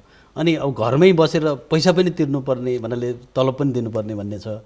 अनि जस्तो अब अझै भन्नाले चाहिँ भनौँ न, यो उसको ट्याक्स पनि वास्तवमा अघि हाम्रो चाहिँ कुरा भयो, ट्याक्स पनि भनेर यो भन्नाले कति चाहिँ सम्भव हुन्छ भन्नाले जस्तो उसको चाहिँ हिसाबमा कुनै एउटा चाहिँ सानो व्यवसाय जुन गरिराखेको चाहिँ छ अब त्यसमा चाहिँ जस्तो सानो भन्नाले चाहिँ भनौँ न सानै नम्बरमा भए पनि जस्तो काम गर्ने चाहिँ स्टाफहरू होला भन्नाले चाहिँ तिनीहरूलाई पनि भन्नाले अब एउटा काम पनि भएको छैन भन्नाले अब उनीहरूलाई निकाल्न पनि मिलेको छैन भन्नाले जस्तो अब त्यो तलब पनि घर बसेर तलब दिनुपर्ने चाहिँ अवस्था छ त्यो डेफिनेटली त्यो चाहिँ यो कमर्सियल ब्याङ्कको अथवा सेन्ट्रल ब्याङ्कको चाहिँ भन्दा पनि जुन एउटा चाहिँ अहिले जस्तो खास गरेर निजी क्षेत्रको तर्फबाट चाहिँ राखेको जुन राहतको चाहिँ जुन प्याकेज चाहिँ जुन भनेर भनेको छ वास्तवमा त्यो राहतको प्याकेज जुन अब नेपाल सरकारको तर्फ जुन एउटा चाहिँ बजेटले भन्नाले जुन भनौँ राहत दिने भनेर भनेको चाहिँ छ वास्तवमा त्यो राहत चाहिँ वास्तवमा त्यस्तो निडी पिपुललाई चाहिँ हुन पर्यो जहाँ अब अहिले भनौँ न भन्नाले 10 जना मान्छे चाहिँ सपोज काममा लगाएको मान्छे अब अहिले चाहिँ उसको चाहिँ त्यो 10 जना काम दिने काम गर्ने मान्छेको त्यो उसको जागिर कन्टिन्यू बनाउने भन्दा पनि उसको व्यवसाय नै सङ्कटमा चाहिँ परेको छ अहिलेको अवस्था चाहिँ भनेको के हो भने त्यो व्यवसायलाई कमसेकम त्यसलाई चाहिँ अलिकति रिभाइभ चाहिँ गराउनु पर्छ भन्ने चाहिँ भनाइ चाहिँ हो जहाँसम्म कमर्सियल ब्याङ्कले अथवा भन्नाले सेन्ट्रल ब्याङ्कले भन्दा पनि जुन मिनाको कुरा अथवा सानो व्यवसायीलाई जस्तो उद्योग वाणिज्य महासङ्घले चाहिँ राखेको मलाई चाहिँ जुन एउटा चाहिँ 25 लाखसम्मको चाहिँ जुन उसको चाहिँ जुन एउटा सुझाव दिएको छ त्यो चाहिँ कमर्सियल ब्याङ्कबाट चाहिँ मिना गर्न पर्यो भन्दा पनि वास्तवमा त्यो राहत यस्तो प्याकेज आउनु पर्यो जुन राहत प्याकेजबाट त्यो 25 लाखसम्मको चाहिँ जुन एउटा चाहिँ इन्ट्रेस्ट चाहिँलाई एउटा चाहिँ मिना दिन सक्ने हिसाबको चाहिँ प्याकेज बनोस् भन्ने कुरा चाहिँ एउटा हो भन्ने मलाई लाग्छ अर्को एउटा म गभर्नर साहबलाई चाहिँ के भन्न चाहिँ चाहन्छु भने वास्तवमा चाहिँ सेन्ट्रल गभर्नमेन्टको बजेट पनि आइसकेको अवस्था छ गभर्नर साहब अहिले अझै भन्नाले जुन यो प्रदेश सरकारको जुन बजेटहरू चाहिँ आएको छ हाम्रो मोनिटरी पोलिसीले यो प्रदेश सरकारको चाहिँ बजेटसँग पनि केही कुराहरू चाहिँ अलिकति भन्नाले एउटा कनेक्सन चाहिँ हुनु चाहिँ जरुरी छ भन्ने चाहिँ मलाई लाग्छ गभर्नर साहब जस्तो यो जुन प्रदेश सरकारको जुन प्रदेश काठमाडौँ बाहिरको जुन एउटा चाहिँ साना मझौला जुन उद्योग व्यवसायहरू छ त्यो पनि कता कता यो चाहिँ आउने चाहिँ मोनिटरी पोलिसीले त्यसलाई चाहिँ एड्रेस गर्न चाहिँ सक्यो भने मलाई लाग्छ भन्नाले छोटो समयमा अघि उहाँले भी सेप चाहिँ भन्नुभयो छोटो समयमा अलिकति रिभाइभ चाहिँ हुनसक्छ भन्ने चाहिँ मेरो चाहिँ भनाइ चाहिँ हो म माझीसँग आएँ असार मसान्तमा पनि कतिले ब्याज तिर्न नसक्ने स्थिति देखिन्छ तीलाई चाहिँ राष्ट्र ब्याङ्कले के कसरी सम्बोधन गर्ने तयारीमा छ यसो अहिलेसम्मको स्थिति हेर्दा निकै ठुलै सङ्ख्यामा ब्याज तिर्न नसक्ने देखिन्छ सङ्ख्यात्मक हिसाबले बोलममा चाहिँ भन्ने हो भने फेरि मेजोरिटीले ब्याज तिर्नुहुन्छ आषाढभित्रै हाम्रो अनुमान अहिलेसम्मको तथ्याङ्कहरू हेर्दाखेरि त्यो सङ्ख्यालाई हामी सम्बोधन गर्ने गरी मोनिटरी पोलिसी ल्याउँछौँ भन्नुको अर्थ आषाढ मसान्तभन्दा पछि जसले सक्नुहुन्न उहाँहरूले त्योभन्दा पछि ब्याज तिर्दा पनि हुने व्यवस्था हामी गर्नेछौँ म्याद बढाइदिँदा के असर गर्छ ब्याङ्कलाई चाहिँ मैले अघि नै भने जब ब्याज हाम्रो चाहिँ आएन भने के हुन्छ त भन्दाखेरि हाम्रो त्यसले क्यापिटल एडिक्वेसी रेसियो हाम्रो प्रॉफिटमा इम्प्याक्ट हुन्छ त्यसले क्यापिटल एडिक्वेसी रेसियोमा इम्प्याक्ट हुन्छ त्यसले डिस्ट्रिब्युटेबल प्रॉफिटमा इम्प्याक्ट हुन्छ धेरैतिर इम्प्याक्ट हुन्छ तर पनि अघि गभर्नर सरले भन्नुभयो जस्तै जसले तिर्न सक्नुहुन्न त्यसले 24% 36% ब्याज लिएर तिर्नुपर्छ भन्ने होइन राष्ट्र ब्याङ्कले जुन हेर्छु भन्ने कुराहरू छ तर हामी के चाहिँ क्लियर हौँ भने अहिले तिर्न सक्नेले तिरेनौँ भने पछि त तिर्नै पर्ने हुन्छ उहाँहरूको फाइनेन्सियल तिर्ने मान्छे जसको चाहिँ फाइनेन्सियल ट्र्याक रेकर्डमा पनि इम्प्याक्ट हुने भावनाले सकेसम्म तिर्न सक्ने चाहिँ तिरौँ भन्छौँ त्यसले गर्दा उहाँहरू सबैलाई राम्रो हुन्छ म एउटा चिजमा यहाँ अघि आइहालेँ इन्ट्रेस्ट स्प्रेडको मैले धेरै चिजहरू भने इन्ट्रेस्ट स्प्रेड 3% किन पनि नेपालको कन्टेक्समा व्यवहारिक छैन भने झन्डै 2% चाहिँ ब्याङ्कहरूको अफिस अपरेटिङ एक्सपेन्सेसहरू छ होइन अनि 1% चाहिँ हामीले लोन लस प्रोभिजन पनि गर्नुपर्ने हुन्छ त्यो हुँदाखेरि पनि 3% यदि त्यहाँ चाहिँ भयो भने अनि हामीले अन्यतिरबाट चाहिँ त्यसलाई मेकअप गर्नुपर्ने हुन्छ जुन त्यो चिज चाहिँ झन् राम्रो हुँदैन प्रशासनिक खर्च चाहिँ के गरी घटाउन सकिँदैन हामी लागिरहेछौँ भर्खरै अब मलाई अहिले मात्रै यो कमिटीको रिपोर्ट आछ यसमा कति घटाउन सक्छौँ भनेर यहाँ रिपोर्ट आछ हामी चाहिँ हेर्दैछौँ तर यसले कति घट्ला 0.25 घट्ला 0.4 गर्ला हामी अलरेडी अहिले पनि इफिसियन्ट छौँ हामीले एउटा स्टडी गरेको थियौँ हामीले धेरै संस्थाहरूसँग हामीले कम्पेरिजन गर्दा अहिले पनि हामी इफिसियन्ट छौँ धेरै थोरै कस्टमा गरेका छौँ त्यही पनि there is always room for improvement किन अब अङ्ग्रेजीमा भनाइन्छ what is the biggest room in the world भन्दा रुम फर इम्प्रुभमेन्ट भन्छ त्यहाँ रुम छ हाम्रो इम्प्रुभमेन्टको हामीलाई मलाई भर्खरै आज मात्र डेटा आएको छ हाम्रो कमिटीको रिपोर्टको त्यो हिसाबले हामी काम गर्छौँ तर त्यसले धेरै घट्छ भन्ने चाहिँ अपेक्षा नगरौँ म अहिलेकोमा अलिकति थपौँ जस्तो ब्याजको सन्दर्भमा आषाढ मसान्तमा सबैले तिर्न नसक्ने भन्ने हुन्न जस्तो उहाँ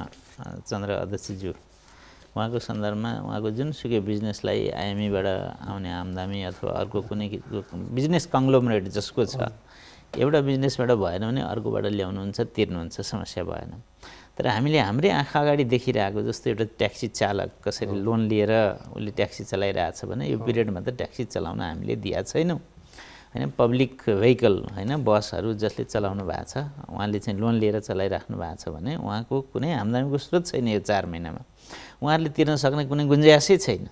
त्यसकारण उहाँहरूलाई हामी पर्याप्त समय भोलिको दिनमा उहाँले कमाउन थालिसकेपछि उहाँको क्यास फ्लो उहाँको हातमा नगद आउन थालेपछि ब्याङ्कमा तिर्न सक्ने व्यवस्था हामी गर्ने नै छौँ। यता म चाहिँ गोल्यानजीसँग जान चाहेँ। अहिले चाहिँ विदेशबाट कैयन युवा फर्केर आउँदैछन्। तपाईँ त कृषि क्षेत्रमा लगानी गरेको मान्छे, अब ती युवालाई उद्यममा लगाउन चाहिँ कस्तो खालको मौद्रिक नीतिको आवश्यकता देख्नुहुन्छ, विशेष गरी विदेशबाट फर्केका युवाहरूलाई कृषि उद्यममा लगाउनको लागि? हजुर, कृषिमा मात्रै होइन, साना उद्योगको लागि मैले सुरुमै भनेको थिएँ यो जुन सहुलियतपूर्ण कर्जा छ नि, किनभने धितो उहाँहरूसँग हुन्छ हुँदैन, बिजनेसै धितो भयो, त्यो सहुलियतपूर्ण कर्जालाई डबल बनाउनुपर्छ। 10 लाख र 15 लाखको जुन अहिले सिलिङ छ त्यसलाई चाहिँ डबल बनायो भने त्यसबाट चाहिँ यो धेरै एड्रेस हुन्छ। यसमा खास गरिकन कृषि भन्नाले खेतमा गएर हलो मात्रै जोतेर चाहिँ कृषि होइन, किनभने यसमा चाहिँ वन पनि जोडिएको छ, जडीबुटी पनि जोडिएको छ, हाम्रो हाते कागज पनि जोडिएको छ, अल्लोको उत्पादनहरू पनि जोडिएको छ, यस्ता धेरै उत्पादनहरू छन् जुन जोडिएका छन्। त्यसले गर्दाखेरि त्यसलाई चाहिँ र सँगसँगै हामीले अब आवश्यकता के छ भने कृषि प्रशोधन उत्पादनहरू गर्नु पर्यो। हामी गोलभेडा बढी उत्पादन गऱ्यो भने केचप उत्पादन गर्नु पर्यो, हामी इम्पोर्ट गरिरहेका छौँ। त्यस्तो चिज हामी इम्पोर्ट गरिरहेका छौँ, बटर हामी इम्पोर्ट गरिरहेका छौँ, हामीले पोटेटो चिप्स इम्पोर्ट गरेको छौँ। यस्ता सयौँवटा उद्योगको इक्जाम्पल म दिन सक्छु जुन हामी अहिले इम्पोर्ट गरिरहेका छौँ। त्यसमा चाहिँ राज्यले चाहिँ त्यसलाई अलि महँगो बनाइदिनुपर्छ। त्यो चाहिँ मोनेटरी पोलिसीले पनि एक किसिमको एड्रेस गर्न सक्छ कि त्यसमा चाहिँ इम्पोर्ट हुने सामानमा चाहिँ अलिकति क्यास मार्जिन बढाइदियो भने ब्याङ्कलाई पनि अलिकति राहत हुन्छ त्यसले कुनै हिसाबले। र अर्कोतिर चाहिँ इम्पोर्ट महँगो भयो भने नेपालमा उत्पादन हुन चाहिँ सम्भव हुन्छ। त्यसले फेरि जस्तो हामीले इम्पोर्टमा आयातित सामानमा चाहिँ महँगो बनायो भने यहाँको उपभोक्ताले महँगो किसिमको मूल्य पनि तिर्नु पर्ला नि। फेरि यो हेर्नुहोस्, यो कुरा एक हदसम्म ठिक छ भने म चाहिँ यसलाई पुरै मान्दिनँ। अहिले जुन किसिमको मार्जिन छ, मार्जिन घट्नु पर्यो, हरेक ठाउँमा मार्जिन घट्नु पर्यो। ब्याङ्कलाई मात्रै किन, व्यवसाय गर्नेले पनि त मार्जिन घटाउनु पर्यो नि त। यो आज जुन यति ठुलो आम्दानी भइरहेको छ, अगाडि छ, यो मैले भनिराख्नु पर्दैन। यो ट्रेडिङ बिजनेसमा जति मार्जिन छ त्यस्तो त इन्डस्ट्रीमा छैन नि। इन्डस्ट्री गर्नेको कति दुःख भोगिरहेको छ, त्यहाँनिर चाहिँ अलिकति मरम लगाउनु पर्ने टाइम छ। त्यस्तै ब्याङ्कलाई बिगार्नु त भएन नि, कमसेकम ब्याङ्कलाई अहिलेको बेलामा नाफा कम गर्ने भन्नेसम्म हुन्छ या नाफा नगर्ने भन्ने पनि हुन्छ, तर ब्याङ्कलाई नबिग्रिने गरी गर्नु पर्यो नि त। जसलाई बढी आवश्यकता छ त्यहाँनिर चाहिँ त्यो सेरोफेरोमा चाहिँ मौद्रिक नीति आउनु पर्यो। एसएमई, रिटेल, साना फर्केर आउनेहरूको लागि त्यसको लागि बजेटले धेरै कुरा एड्रेस गरेको छ। त्यसलाई चाहिँ मौद्रिक नीतिले समेट्यो भने त्यसले चाहिँ पक्कै पनि त्यसले एउटा गति पाउँछ। सँगसँगै अहिले संरचनाहरू गर्नको लागि तीनै तहको सरकारमा चाहिँ एकदमै ठुलो बजेट आएको छ। यो कृषि प्रशोधन केन्द्रहरू बनाउने, तपाईँको भण्डारणहरू बनाउने, ढुवानीको व्यवस्थाहरू गर्ने, त्यसको लागि आएको छ। त्यसलाई पनि मौद्रिक नीतिले कहीँबाट त्यसलाई चाहिँ एड्रेस गर्यो भने त्यो चाहिँ ब्याङ्किङबाट कसरी जोड्न सकिन्छ त्यसलाई गर्न सकेको खण्डमा त्यसले एउटा पुरा चाहिँ इकोनोमीलाई नै चलायमान बनाउँछ। तिनै तहका बजेट आएका छन्, तिनले चाहिँ उद्यम र उत्पादन दुवै बढाउने देख्नुभएको छ? एकदम बढाउनको लागि यो कृषिमा खास गरिकन जोड गर्नको लागि चाहिँ तीनै तहको बजेट आएको छ। तर मैले कार्यान्वयनमा समस्या देखिरहेको छु। हुन त यो हाम्रो सब्जेक्टबाट बाहिरको कुरा पर्यो, तैपनि यो कार्यान्वयनको समस्या के छ भने यसमा जबसम्म एउटा चाहिँ प्रधानमन्त्रीको लेभलबाट चाहिँ यसमा इन्टरभेन हुँदैन, तीनैवटा सरकार तीनतिर फर्केर चाहिँ काम गर्यो भने चाहिँ यो सम्भव छैन। संरचना चाहिँ बनाउनु पर्ने एकदम ठुलो आवश्यकता छ। कार्यान्वयन कसरी गर्ने त? कहाँनिर देख्नुहुन्छ तपाईँ चाहिँ कमजोरी चाहिँ? कमजोरी भनेको के छ भने अब जस्तै 190वटा ठाउँमा चाहिँ यो संरचनाहरू बनाउने कुरा छ, त्यो स्थानीय सरकारले बनाउँछ। त्यसको डिजाइन गर्नै 1 वर्ष लगाइदियो भने के कार्यान्वयन कसरी हुन्छ? अहिले सबैले आफ्नो आफ्नो हिसाबमा चाहिँ डिजाइन गर्न नै टाइम लगायो या जग्गा अधिकरण गर्नै टाइम लगायो या यस्तो ढुवानीको व्यवस्था छ त्यसमा पनि टाइम लगायो। यो अरू यस्तो धेरै कुराहरू छन्। भूमि ब्याङ्कको कुरा आएको छ, भूमि ब्याङ्क कसले गर्ने भन्ने कुरा आएको छ। यस्तो धेरै कुराहरू छन्। यसको लागि अझ छुट्टै कुरा गऱ्यो भने झन् राम्रो हुन्छ। यो लामो हुन्छ, यो प्रोग्राम भन्दा पनि बाहिरको कुरा भयो। तैपनि यसको मौद्रिक नीतिसँग मैले यो राख्न खोजेको कारण यति मात्रै हो कि यसलाई चाहिँ मौद्रिक नीतिसँग जोड्यो भने यसले चाहिँ हाम्रो इकोनोमीलाई पनि चलायमान बनाउँछ र ब्याङ्कलाई पनि अर्को एउटा चाहिँ एङ्गल पनि आउँछ। यहाँ चाहिँ मैले डिपोजिटसँग पनि जोड्न चाहेँ। गाउँमा भएको पैसालाई पनि कसरी हाम्रो सिस्टममा लिएर आउने, ब्याङ्कमाथि विश्वास कसरी हुने, त्यसको लागि एउटा राज्यले एउटा ब्याज बढी दिएर पनि हुन्छ कि या त्यसको लागि एउटा एएमएलको जुन यो चाहिँ यो डर पसेको छ मान्छेलाई, त्यसलाई कसरी निकाल्ने भन्ने कुरामा पनि अलिकति यो मौद्रिक नीतिले कहीँ न कहीँ कसरी एड्रेस गरिदियो भने त्यसले चाहिँ सानो पैसाको कुरा गर्दैछु। यसमा फेरि हामी जस्तो स्तरको कुरा मैले गरेँ होइन, 15-20 लाखसम्मको कुरा त्यो पैसा चाहिँ डिपोजिट आयो भने त्यहाँबाट पनि इकोनोमी धेरै चलायमान, सिस्टमबाट बाहिर पैसा पवनजी जस्तो वाणिज्य ब्याङ्कहरूका शाखा चाहिँ ग्रामीण लेभलसम्म पनि विस्तार भएका छन्। उनीहरूले निक्षेप मात्र सङ्कलन गरेका छन् कि कर्जा पनि त्यही अनुपातमा चाहिँ प्रभाव गरेको पाउनु भएको छैन? उद्यम बढाएका छन् कि छैनन्? उनीहरूलाई लगानीको वातावरण बनाएको छ कि छैनन्? अहिले हेर्नुहोस्, यो जबदेखि यो सहुलियतपूर्ण कर्जा आएको छ तबदेखि यसको विकास हुन बिस्तारै सुरु भएको छ। होइन भने ब्याङ्कहरूको पहुँच अहिले भर्खर त अब सदरमुकामसम्म पुगेको छ, अब लोकल लेभलको सदरमुकामसम्म पुगेको छ। तर क वर्गको ब्याङ्क मात्रै किन चाहियो त? ख ग छँदैछन् त, र माइक्रो फाइनेन्स पनि छ होइन। तर त्यो ख र ग त बिस्तारै विलय हुँदै जान थालेका छन् नि। क वर्गका बैङ्कहरूले गाबेर जान लागिरहेका छन्, सङ्ख्या घट्दैछ नि। हो, यो पनि एउटा कुरा हो जहाँ चाहिँ पक्कै राष्ट्र ब्याङ्कले चाहिँ एउटा चासोको विषय हो कि अब हामीलाई 5 तहको ब्याङ्क चाहिन्छ कि चाहिँदैन भन्ने एउटा चासोको विषय हो। हामीलाई कति किसिमको ब्याङ्क चाहिन्छ र त्यसको चाहिँ डेफिनेसन जुन पुरानो डेफिनेसन थियो त्यहाँ सबैले सबै काम गर्ने भइसकेको छ, त्यसलाई पनि राम्ररी डिफाइन गर्नुपर्ने आवश्यकता म देख्छु। किनभने हामीलाई अब गाउँमा विकास भएन, गाउँमा विकास भएन भने देश चाहिँ चलायमान हुन सक्दैन। यो ह्यान्डफुल हामी जस्तो उद्योगीहरूले मात्रै देश चाहिँ धान्न नसक्ने स्थिति चाहिँ पक्कै पनि आइसकेको छ। यो कुरा चाहिँ एसएमई रिटेल यो सानो उद्यमीहरूको विकास चाहिँ हुनैपर्छ ठुलो रूपमा। यो वित्तीय संस्थाको सङ्ख्या घटेको बारेमा एकछिनमा म गभर्नरसँग आउनेछु। पालो भएको छ व्यापारिक विश्रामको, छोटो विश्रामपछि पुनः आउनेछौँ।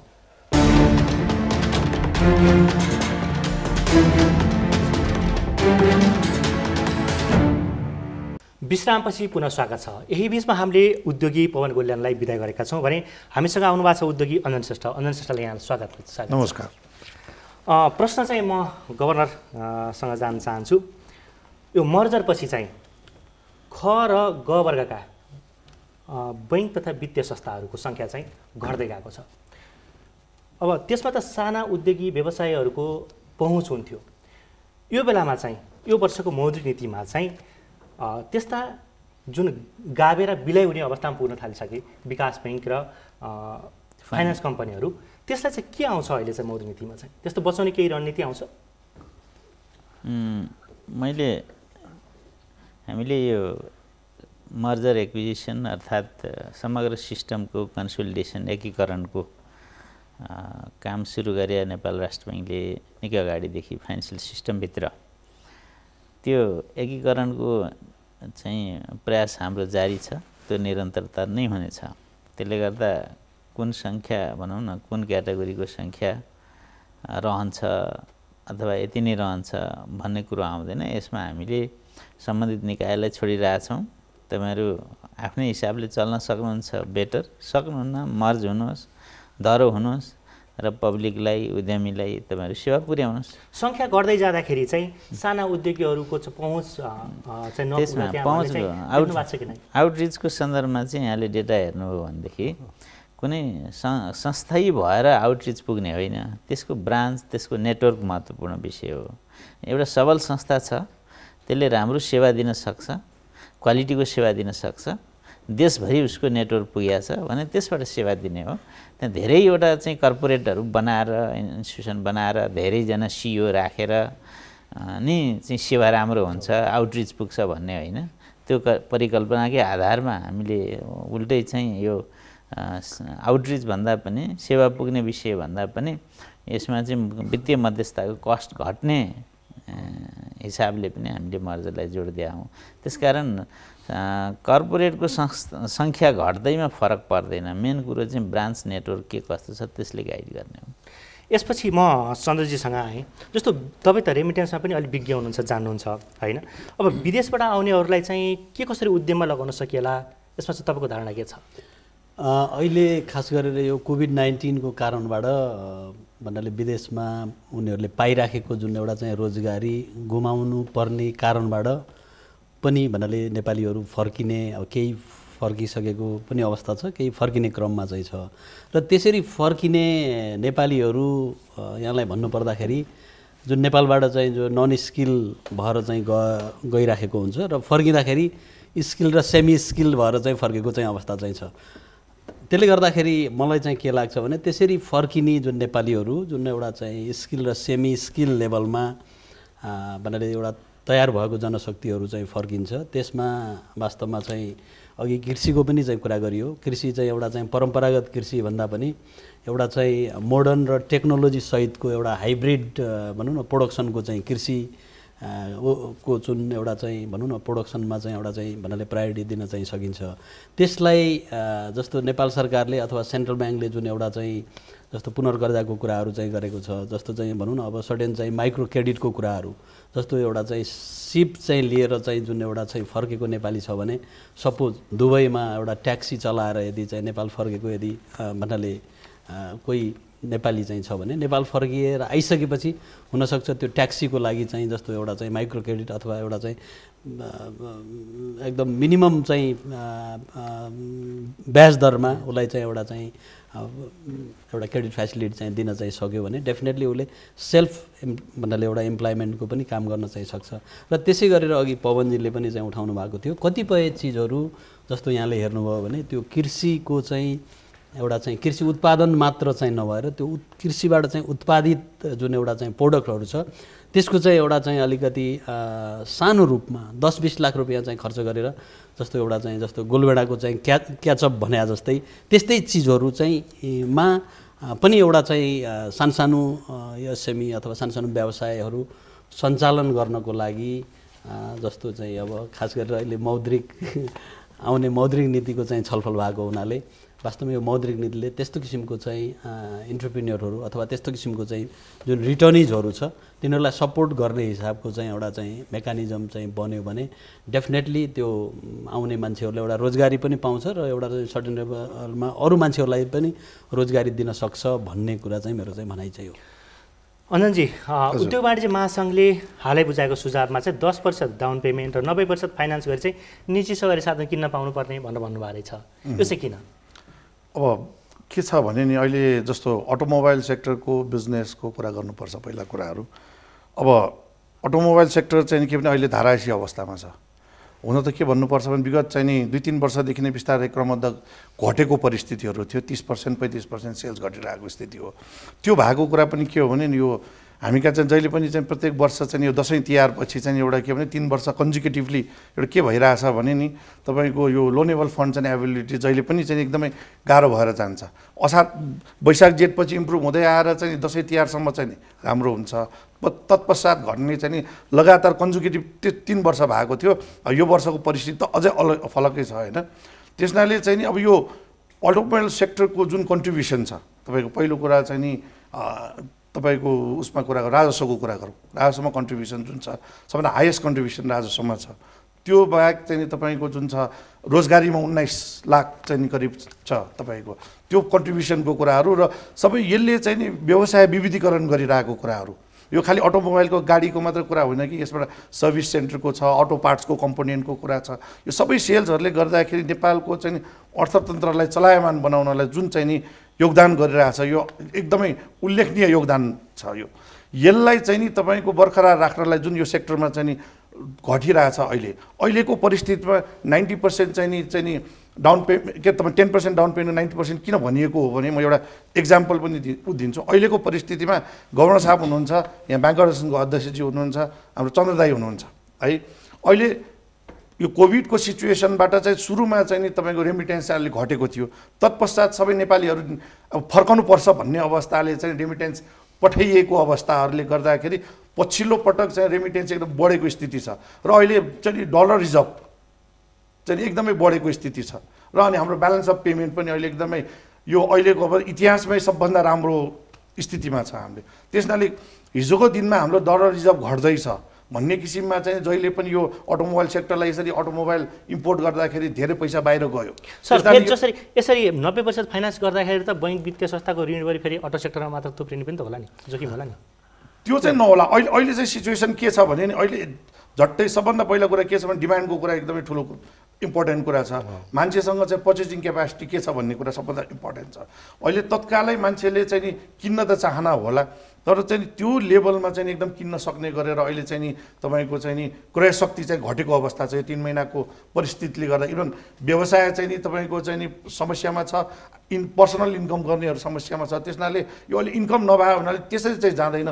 तर अब चाहिँ नि किनभने डिमान्ड जेनेरेट गरेन भने त इकोनोमी त भोलि चाहिँ नि साइकल हुँदैन नि त। इकोनोमीलाई साइकल गराएर चाहिँ नि चाँडो चाहिँ नि फेरि ब्याक टु नर्मल ल्याउनलाई अटोमोबाइल सेक्टरलाई अलिकति रिभाइभल प्लानका साथ चाहिँ यो चाहिँ जुन छ जुन एफएनसिसिआईले र नाडाले पनि यो प्रस्ताव गरे हो। यो चाहिँ नि के अरे 10% डाउन पेमेन्टमा चाहिँ नि 90% चाहिँ नि लोन दिएर चाहिँ नि सवारी साधनको भयो भने अलिक इकोनोमिकल रिभाइभलमा नै सहयोग हुन्छ र अटोमोबाइल सेक्टर चाहिँ फेरि चाहिँ बिस्तारै चाहिँ ब्याक टु नर्मलमा चाहिँ आउन सुरु हुन्छ भन्ने कुरा हो। माझी यहाँसँग जोड्न चाहेँ मैले चाहिँ जस्तो रेमिटेन्स चाहिँ अहिले चाहिँ विदेशबाट मान्छेहरूले चाहिँ पछि आउने मान्छेहरूले अहिले पठाइरहेका छन् भनेर भन्नुभयो। अब उनीहरू आइसकेपछि खरिद त गर्छन्, त्यसले आयात त बढाउला। अब यो विदेशी विनिमय सञ्चित चाहिँ कसरी बढाउनुहुन्छ यस्तो बिचमा चाहिँ? यहाँले राख्नु भएको जुन विषय छ, हामीलाई कोभिड सुरु हुँदाखेरि एकदमै एउटा ठुलो चुनौतीको रूपमा हामीले लिइरहेको विषय चैत वैशाखतिर कि हामीलाई एक्सटर्नल सेक्टर ब्यालेन्स चाहिँ हामीले सबभन्दा चुनौतीपूर्ण विषय भोलि बन्छ। हामीले फोर्सी गरिरहेको बेसिक कुराहरू के भने एक्सपोर्ट, अब यो क्रस बोर्डर चाहिँ फ्लाइटहरू नहुँदा हाम्रो चाहिँ एक्सपोर्ट बन्दै भइहाल्छ। त्यसै गरी बाहिरबाट आउनुपर्ने दाताहरूले दिनुपर्ने कुराहरूमा पनि हामीलाई अलिक गाह्रै पर्छ किनकि सबैलाई समस्या छ संसारभरि। त्यसै गरी रेमिटेन्समा पनि प्रेसर पर्छ, धेरै मान्छेहरू फर्किने सोच बनाइरहेछन्। बाहिरको पनि सबै मुलुकको चाहिँ आम्दानी घटिरहेछ, त्यसले गर्दा उनीहरूको पे प्याकेजहरू पनि बढ्दैन भन्ने एजम्सनमा हामीलाई अलिकति डरै लागेको थियो। तर फर्चुनेटली अब यो बिचमा रेमिटेन्सको फ्लो चाहिँ त्यस्तो घटेको अवस्था छैन। सँगसँगै इम्पोर्ट पनि कन्टेन भएको। त्यो त अहिलेका लागि अहिलेका लागि चाहिँ विदेशबाट आउने मान्छेले पहिले पठाइहाले हैन, तर उनीहरूले पहिले भन्दा पनि त्यसलाई सबै एडभान्सै पनि नभनौँ, त्यो खालको एसेसमेन्ट कुनै स्टडी भएर आइसकेको छैन। पहिलेको एडभान्स पठायो कि अगाडिको सञ्चित पठायो भन्ने विषय जे होस्। यो जेठ महिनाको चाहिँ हामीले रेमिटेन्स राम्ररै पाछौँ हैन। चैतमा 35 अर्ब मात्रै आयो, वैशाखमा 54 अर्ब आएको थियो भने जेठमा अलिकति राम्रो रेमिटेन्सको फिगर छ। र समग्रमा हाम्रो एक्सटर्नल सेक्टर यो आर्थिक वर्ष अन्त्यको लागि आषाढ मासान्तको लागि राम्रो छ। चाहे चालु खाता घाटाको विषय भनौँ त्यसको रिडक्सन, त्यसै गरी शोधनान्तर स्थिति भनौँ राम्रै छ, हामी कम्फर्टेबल नै छौँ। तर यहाँले उठाउनु भए जस्तै अर्को वर्षको अवस्था अप्ठ्यारो होला भन्ने, हामीले त्यही असजिलो हुन्छ कि भनेर दाताहरूसँग लिनुपर्ने कुराहरू पनि जस्तो आइएमएफसँग चाहिँ लगभग 26 अर्बको आरसिएफ लियौँ। त्यसरी वर्ल्ड ब्याङ्क एडिबीसँग पनि नेपाल सरकारले बजेटरी सपोर्टको रूपमा रकमहरू लियो। बजेटरी सपोर्ट भए पनि हामीलाई डलर टर्ममा चाहिँ हाम्रो चाहिँ बाह्य ब्यालेन्स मिलाउनलाई त्यसले ठुलो सहयोग गर्छ। र अहिलेको हाम्रो फरेन एक्सचेन्ज सञ्चित जुन छ त्यसमा चाहिँ यो सहायताहरूको पनि ठुलो कन्ट्रिब्युसन छ रेमिटेन्स सँगसँगै। र सँगसँगै आयातमा भएको त्यो कमीले पनि हामीलाई कन्ट्रिब्युट गरेको छ। र यो वर्षलाई हामी कम्फर्टेबल छौँ। र मलाई लाग्छ अर्को वर्ष पनि एक खालको यो ट्रेन्ड ओभरनाइट भत्तै घट्ने त होइन कुनै कुरा। अर्को वर्षलाई पनि हामी त्यति असहज स्थितिमा हुँदैनौँ। तर हामी प्रिपेयर आयात त बढी नै रहन्छ, बढ्छ नै, निर्यात चाहिँ हामीले बढाउन सकेका छैनौँ। त्यसै त फेरि केही जुन त्यसमा आयातको पनि केही कुराहरू कटौती गरिसके अवस्था छ। परि आयो भने अरू थप कुराहरूमा पनि हामीले हाम्रो अनुरोध त के हो सबै सर्वसाधारणलाई भने यो अनावश्यक चिजहरू हैन, विलासिताका चिजहरू आयात गरी उपभोग नगरिदिउँ हैन। हाम्रो चाहिँ यो कर्तव्य नै हो। त्यसो गऱ्यौँ भने अटोमेटिकल्ली केही न केही चाहिँ कन्ट्रोल नियन्त्रण त्यहाँ पनि हुन्छ। अनि परि आयो भने अरू मेजर पनि हामी लिन्छौँ, नलिने होइन। त्यसको लागि हामी सतर्क रहनुपर्छ। इतिहासमा कुनै बेला थियो नेपालको रिजर्भ $1 करोड झरे पनि इतिहास थिए, जुन बेला झन्नै अर्को खालको घटना पनि भयो। तर अहिले हामी इतिहासकै हाइएस्ट लेभलमा छौँ फेरि डलरको रिजर्भमा, होइन, तपाईँलाई भनिहालौँ। र यो रिजर्भ हामी कायम रहोस् भन्ने चाहन्छौँ। रिजर्भ छ भन्दैमा त्यसलाई फेरि डाङडुङ युज गरिहाल्ने त्यो पनि होइन, हामी त्यसलाई कायम गर्न चाहन्छौँ, रिटेन। म भुवनजीसँग आउन चाहेँ। हजुर, यो कर्जा पुँजी निक्षेप अनुपात हजुर, तपाईँहरूले राष्ट्र ब्याङ्कमा पठाएको सुझावमा चाहिँ 80% काम गर्न नहुने भनेर भन्नुभएको रहेछ, यो किन? यस्तो छ, यो हामीले बासलको कोर प्रिन्सिपल्स हेर्दाखेरि पनि र अहिले बासल 3 जुन इम्प्लिमेन्टेसन भएको छ त्यसले लिक्विडिटी कसरी मेजरमेन्ट गरिन्छ ब्याङ्कमा भन्दा लिक्विडिटी कभरेज रेसियो र नेट स्टेबल फन्डिङ रेसियो संसारभरि हुने चिज त्यही हो। यो जुन सिसिडी रेसियो छ, सिसिडी रेसियो चाहिँ अब केही पनि नभए बेलामा क्रुड लिक्विडिटी मेजर्सको रूपमा हामीले राखेका हौँ। यसले लिक्विडिटीको एक्ज्याक्ट पिक्चर रिफ्लेक्ट गर्दैन। मसँग यी राष्ट्र ब्याङ्कको चाहिँ यो जेटको तथ्याङ्क छ। यसले के भन्छ भने ब्याङ्कसँग सिसिडी रेसियो चाहिँ 72 छ, तर लिक्विडिटी चाहिँ 25% छ भनेर देखाउँछ यसले। जबकि अब यो डिपोजिटै मात्रै हुँदाखेरि यदि त्यसले लिक्विडिटीको पिक्चर देखाउँथ्यो भने यो मैले चाहिँ खालि क्रेडिट र डिपोजिटै मात्रै हुँदा पनि 28 आउनु पर्थ्यो, जबकि कोर क्यापिटलै जोडिसकेपछि त 30-32 आउनु पर्थ्यो। त्यसले ट्रु पिक्चर रिफ्लेक्ट गर्दैन। कसैले चाहिँ क्रेडिट कम गर्ला, इन्भेस्टमेन्ट बढी गरेको पनि हुनसक्ला। त्यसले हिजो केही पनि नभएको कन्टेक्स्टमा हामीले सिसिडी रेसियोलाई लिक्विडिटी मेजर्सको रूपमा राखेका थियौँ। अब बासल 3 ले पनि इन्टरनेसनली एक्सेप्टेड जुन रेसियो भनेको छ त्यो रेसियोमा जाउँ। अनि हामीले नेट एलडी रेसियो भनेको छौँ, त्यसले करेक्टली चाहिँ त्यसको लिक्विड एसेट छ कि छैन भनेर मेजर पनि गर्छ। र हामीले कोही मान्छेले चलखेल गर्नलाई बोरोइङ गरेर लिक्विड एसेट्स क्रिएट गर्यो भने त्यसलाई पनि घटाउने व्यवस्था गरेका छौँ। त्यसले चाहिँ करेक्ट मेजरमेन्ट गर्ने भयो हुनाले त्यसमै जाउँ। हामी लिक्विडिटी राख्नुहुन्न, फेरि डिपोजिट आए बेला भोलि पैसा के दिने त? हामी कुनै पनि यस्तो चिज माग अथवा कुनै पनि सुझाव दिँदैन कि जसले गर्दा भोलि डिपोजिटरलाई अप्ठ्यारो परोस्, बोरोरलाई अप्ठ्यारो परोस्। हामी त्यो निक्षेपकर्ताको चाहिँ ट्रस्ट त ब्याङ्किङ सेक्टरमा सधैँ भइराख्नुपर्छ नि त। राष्ट्र ब्याङ्कको एउटा उद्देश्य के छ भन्दा ब्याङ्किङको पहुँच पनि बढाउनु पऱ्यो र पब्लिकको चाहिँ ब्याङ्किङ क्षेत्रमा चाहिँ ट्रस्ट पनि सधैँ कायम राखिराख्नुपर्छ। त्यो ब्याङ्करसँग चाहिँ राष्ट्र ब्याङ्कको जुन उद्देश्य हो त्यसमा त सधैँ हामी लागेर काम गर्छौँ। त्यसले लिक्विडिटी नराख्ने भन्ने हाम्रो माग होइन। त्यसले ट्रु लिक्विडिटी पिक्चर रिफ्लेक्ट गर्दैन। त्यसलाई त्यो हुनु र नहुनुको कुनै औचित्य छैन भन्ने किसिमको कुरा मात्रै हो। राख्दै पनि त हुन्छ होला नि त उसो भए त। त्यो कन्टिन्यू नै छ, तर त्यसले रिफ्लेक्ट गरेन नि त। हामी तरलताको रेसियो त होइन रहेछ नि त, होइन। त्यसले ट्रु पिक्चर रिफ्लेक्ट गर्दैन। हिजोको अवस्थामा केही पनि नहुँदाखेरि द्याट वाज फाइन। अब धेरै चिजहरू आइसक्या हुनाले अब हामीसँग अब मैले नेट एलडी रेसियोको नर्म छ, लिक्विडिटी हामीले एसेट र लायबिलिटीको मेच्युरिटी बकेटको अनुसार चाहिँ लिक्विडिटीको प्रोफाइल बनाउँछौँ हामी, होइन। अनि साथसाथै हामीसँग एसएलआरका कुराहरू पनि धेरै चिजहरू भइसक्या हुनाले यो अब सम्भवतः इरिलिभेन्ट भयो कि भन्ने कुरा मात्रै हो। यसलाई चाहिँ हामीले इफिसियन्सी रेसियोको रूपमा, टर्नओभर रेसियोको रूपमा राख्दा चाहिँ हुन्छ, तर लिक्विडिटी रेसियोको रूपमा राख्दाखेरि चाहिँ यो लिक्विडिटी रेसियोलाई नै अन्याय हुन्छ कि भन्ने मात्रै कुरा हो। ठिक छ, म यसपछि चन्द्र ढकालसँग आउन चाहेँ। चन्द्रजी, एक कम्पनी डुबेर कालो सूचीमा परेको सञ्चालक अर्को कम्पनीमा पनि सञ्चालक भए अर्को कम्पनीलाई पनि कालो सूचीमा राख्न नहुने भनेर उद्योग वाणिज्य महासङ्घले राष्ट्र ब्याङ्कसँग चाहिँ सुझाव पठाएको छ। यो किन? यसले चाहिँ भोलि जोखिम ल्याउँदैन? यहाँले वास्तवमा उद्योग वाणिज्य महासङ्घको चाहिँ तर्फबाट दिएको सुझावमा मलाई लाग्छ त्यो सुझाव पनि चाहिँ छ। तर एउटा मलाई चाहिँ के लाग्छ भने कुनै एउटा चाहिँ कम्पनी जस्तो बाहिरतिर चाहिँ हेरियो भने, जस्तो यहाँलाई चाहिँ बाहिरतिर चाहिँ हेरियो भने जस्तो एज अ प्रोजेक्ट फाइनेन्सको हिसाबमा धेरै चिजहरू पार्टिकुलर त्यो प्रोजेक्टलाई नै टार्गेट गरेर सपोज चाहिँ भन्नाले यो क्रेडिट फेसिलिटीहरू ब्याङ्कहरूबाट लिइराखेको अवस्था हुन्छ। र हुन त नेपालमा जस्तो यो जुन एउटा ब्याङ्क्रप्सीको चाहिँ चिजहरू आउन बाँकी छ भन्नाले चाहिँ कानुनहरू आउनुपर्ने चाहिँ होला। अब त्यसरी कुनै एउटा चाहिँ कम्पनी अथवा चाहिँ व्यवसाय चाहिँ लिक्विडेसन चाहिँ मा चाहिँ जानुपर्ने अवस्था भयो अथवा लस भएर चाहिँ एउटा कालो सूचीमा चाहिँ परेको चाहिँ अवस्थामा यसको मतलब चाहिँ भन्नाले फेरि त्यो त्यही व्यवसायीले त्यो अर्को नामबाट फेरि चाहिँ ब्याङ्कबाट चाहिँ लोनहरू लिएर अथवा ब्याङ्कको चाहिँ डिपोजिटलाई चाहिँ मिसयुज चाहिँ गरेर यो क्रमशः त्यो चाहिँ एउटा चाहिँ चेन इफेक्ट चाहिँ भन्नाले गर्ने रेगुलर रूपमा चाहिँ भनौँ न एउटा पछि अर्को पछि अर्को भनौँ न एउटा चाहिँ लोन लिने अनि लोन लिएर चाहिँ त्यो लोन चाहिँ मिसयुज गरेर अनि त्यसमा ब्ल्याकलिस्ट भइसकेपछि फेरिमा अर्कोमा पनि जान पाउनुपर्छ भने भन्ने चाहिँ उद्योग वाणिज्य महासङ्घको चाहिँ भन्नाले त्यो चाहिँ सुझाव चाहिँ होइन।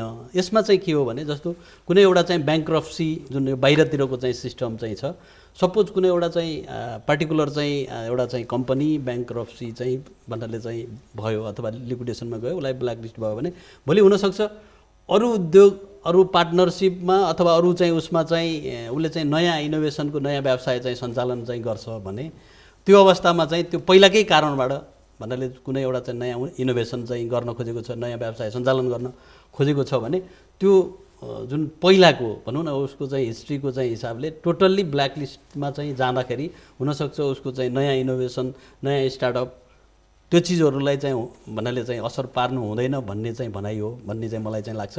मलाई लाग्छ यो जस्तो नेपालमा जुन यो ब्याङ्क्रप्सीको जुन चाहिँ छ यो चाहिँ भन्नाले चाहिँ आयो भने यो किसिमको चाहिँ जुन एउटा चाहिँ इस्युहरू सर्ट आउट हुन्छ कि भन्ने चाहिँ मलाई चाहिँ लाग्छ। अनन्तजी, तपाईँसँग सुन्न चाहेँ कि मैले चाहिँ अब अहिले चाहिँ विभिन्न व्यवसायहरू चाहिँ थलिएका छन् होइन, यिनीहरूलाई माथि उठाउन लगानीलाई विस्तार गर्नलाई कस्तो किसिमको मौद्रिक नीतिको अपेक्षा गर्नुहुन्छ तपाईँ? ओके, सबभन्दा कुरा त के भने नि यो अलिकति पृष्ठभूमि लकडाउनको पिरियडकै कुरा गर्नुपर्ने हुन्छ होइन। लकडाउन स्टार्ट भयो त्यो बेला चाहिँ अत्यावश्यक सेवाका वस्तुहरू चाहिँ के उद्योगहरू सञ्चालन हुने भन्ने कुराहरू भयो।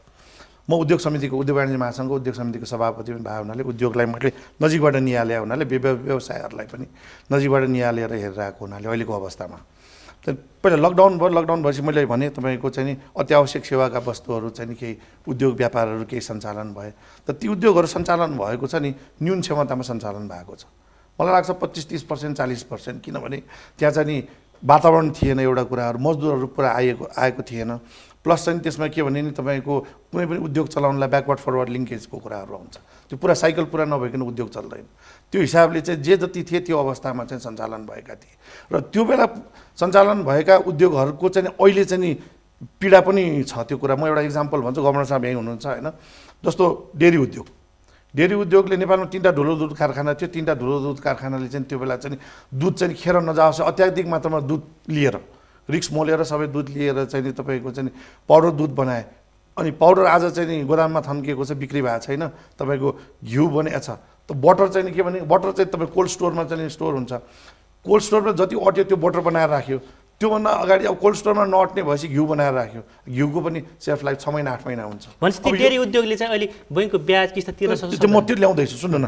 अब यस्तो किसिमको परिस्थितिहरू एउटा परिस्थिति छ भने अर्को परिस्थिति के हो भने नि तपाईँको चाहिँ नि झन्डै चाहिँ नि तपाईँको जेठको चाहिँ नि सुरुवातमा आएर चाहिँ केही 40वटा उद्योगहरू सञ्चालन गर्न दिने, व्यवसायहरूलाई सञ्चालन गर्न दिने भने त्यो उद्योगहरू सञ्चालनमा आउँदा चाहिँ निको यो चाहिँ जेठ महिनाको अन्त भयो, आषाढको सुरुवातमा मात्र त्यो उद्योगहरू केही क्षमतामा चाहिँ सञ्चालन भएको छ, पूर्ण रूपमा सञ्चालन भएको छैन र लकडाउनको स्वरूप फेरियो आषाढमा आइसकेपछि र अहिले उद्योगहरू आफ्नो लयमा फर्कन बिस्तारै गर्दैछ होइन।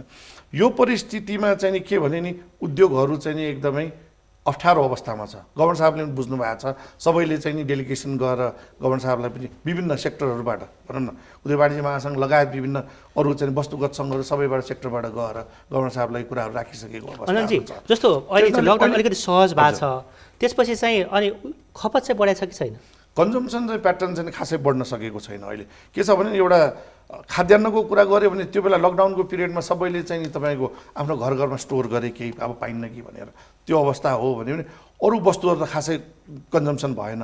अहिले तपाईँको चाहिँ तपाईँको पर्चेजिङ क्यापासिटीले गर्दाखेरि पावरको हिसाबले गर्दाखेरि अहिले र कसैले पनि फेरि यो लकडाउन फेरि हुन्छ कि यो कोभिड त चाहिँ तपाईँको कुनै पनि निकास अहिलेसम्म त सल्भ भएको छैन, हेल्थकै ग्राउन्डमा पनि सल्भ भएको छैन। यसको 3टा ग्राउन्ड छ, एउटा चाहिँ नि हेल्थको कुरा हो, हेल्थको पार्ट छ भने अर्को चाहिँ तपाईँको चाहिँ नि आर्थिक पक्ष छ, एउटा तेस्रो कुरा मनोवैज्ञानिक पक्ष छ। म 3टै पक्षमा अलिकति जोडेर भन्छु। हेल्थको पक्षमा त आज हामी यहाँ छौँ, अब चाहिँ नि के भन्छ तपाईँको चाहिँ कोभिडसँगै चाहिँ नि आफ्नो चाहिँ नि जीविकोपार्जन गर्नुपर्ने अवस्थाहरू छ, उसँगै चाहिँ साथसाथमा हिँड्नुपर्ने, कोभिडलाई नै लिएर साथमा चाहिँ आफ्नो चाहिँ नि व्यवसायहरू गर्नुपर्ने, आफ्नो जे चाहिँ नि कर्म छ धर्मकर्म गर्नुपर्ने परिस्थितिहरू छ भन्यो भने यतातिर आर्थिक पक्षमा चाहिँ नि अलिकति सबै प्रताडित अवस्थामा छ अहिले चाहिँ नि। र अहिले ब्याङ्कको ब्याज तिर्ने चाहिँ नि भनौँ न सरकारले चाहिँ नि जेठ महिनाको अन्ततिर चाहिँ नि के अरे कर तिर्ने भन्ने कुरा गर्यो, सरकारले तिर्ने भनेर सूचना निकाल्यो, हामी उद्योग वाणिज्य महासङ्घले तिर्न सक्दैनौँ भन्यो र उद्योग वाणिज्य महासङ्घले नै हाम्रै चाहिँ नि के भन्छ अमुक चाहिँ नि पदाधिकारीहरूले त्यहाँदेखि त्यो तिर्नलाई पनि आह्वान गर्यो, जसले सक्छ उसले तिर्दियो भन्ने किसिममा आह्वान पनि भयो। पछि तपाईँको के अरे सर्वोच्च अदालतले त्यसलाई चाहिँ नि अहिले चाहिँ यो के भन्छ के अरे शून्य समय भनेर चाहिँ त्यसलाई रोकिदियो होइन। अब आयो ब्याज तिर्नुपर्ने कुरा छ, यो बेला चाहिँ ब्याज तिर्नलाई चाहिँ सबैले अहिले चाहिँ अलिकति रिल्याक्सेसन पाउँछ कि भनेर हुन त गभर्नर साहबले अस्ति चाहिँ नि एउटा चाहिँ कार्यक्रममा चाहिँ उहाँले चाहिँ अहिले चाहिँ कमसेकम अलि 3 महिनालाई रिल्याक्स भनेर भन्नुभयो भन्ने किसिममा पत्रिकामा आएको छ। त्यो कुराहरू अहिले गभर्नर साहबले क्लियर गर्नु होला। हजुर रिल्याक्सेसन चाहिँ पाउनु भएको छ? रिल्याक्सेसन चाहिँ नि भन्दाखेरि ठ्याक्कै चाहिँ ऊ चाहिँ छैन। ब्याङ्कबाट चाहिँ नि फोनहरू आएछ होइन। अब हामी त छलफल गरिरहेका छौँ। कस्तो किसिमको फोन छ? विशेष गरी के भने मजौला र चाहिँ नि साना व्यवसायीहरू छ नि उनीहरू बढी चाहिँ नि उस भएको जस्तो लाग्छ। किनभने हामी ठुला व्यवसायीहरू अलिकति हामी चाहिँ नि बोल्न पनि सक्ने भयौँ, हामी नेगोसिएट पनि गर्न सक्ने भयो भन्छु म त। किनभने नि ब्याङ्कले त्यसलाई चाहिँ अर्कै किसिममा हेरेर आएको र साना व्यवसायी चाहिँ अलिकति चाहिँ पीडित हो कि उनीहरू चाहिँ नि ब्याङ्कबाट फोन आयो भन्छ डराउने पनि। हामी चाहिँ नि ठुला व्यवसायीले म्यानेज पनि गर्न सकिया हो कि म्यानेज गर्न खोजिरहेको हो कि, तर साना मजौला चाहिँ अलिक डराएको देखिन्छ। जिल्ला उद्योग वाणिज्य सङ्घको हाम्रो साथीहरूले त्यस्तै हाम्रो जिल्लाका चाहिँ व्यवसायीहरू चाहिँ अलिक डराइरहेको छ। यो ब्याङ्कले अहिले चाहिँ नि कमसेकम यो ब्याज तिर्ने सावा तिर्ने कुरालाई चाहिँ अहिले चाहिँ नि कमसेकम पोस्टपोन गर्दै हुन्थ्यो। एउटा निश्चित रूपमा चाहिँ कमसेकम के अरे ब्याजलाई पुँजीकरण गरेर होइन पुनर्तालिका गरेर चाहिँ अगाडि लैदिए हुन्थ्यो अहिले भन्ने किसिममा चाहिँ भनिरहेको अवस्था। छलफल जारी रहनेछ। अहिले पालो भएको छ व्यापारिक विश्रामको। छोटो विश्रामपछि पुनः आउनेछौँ।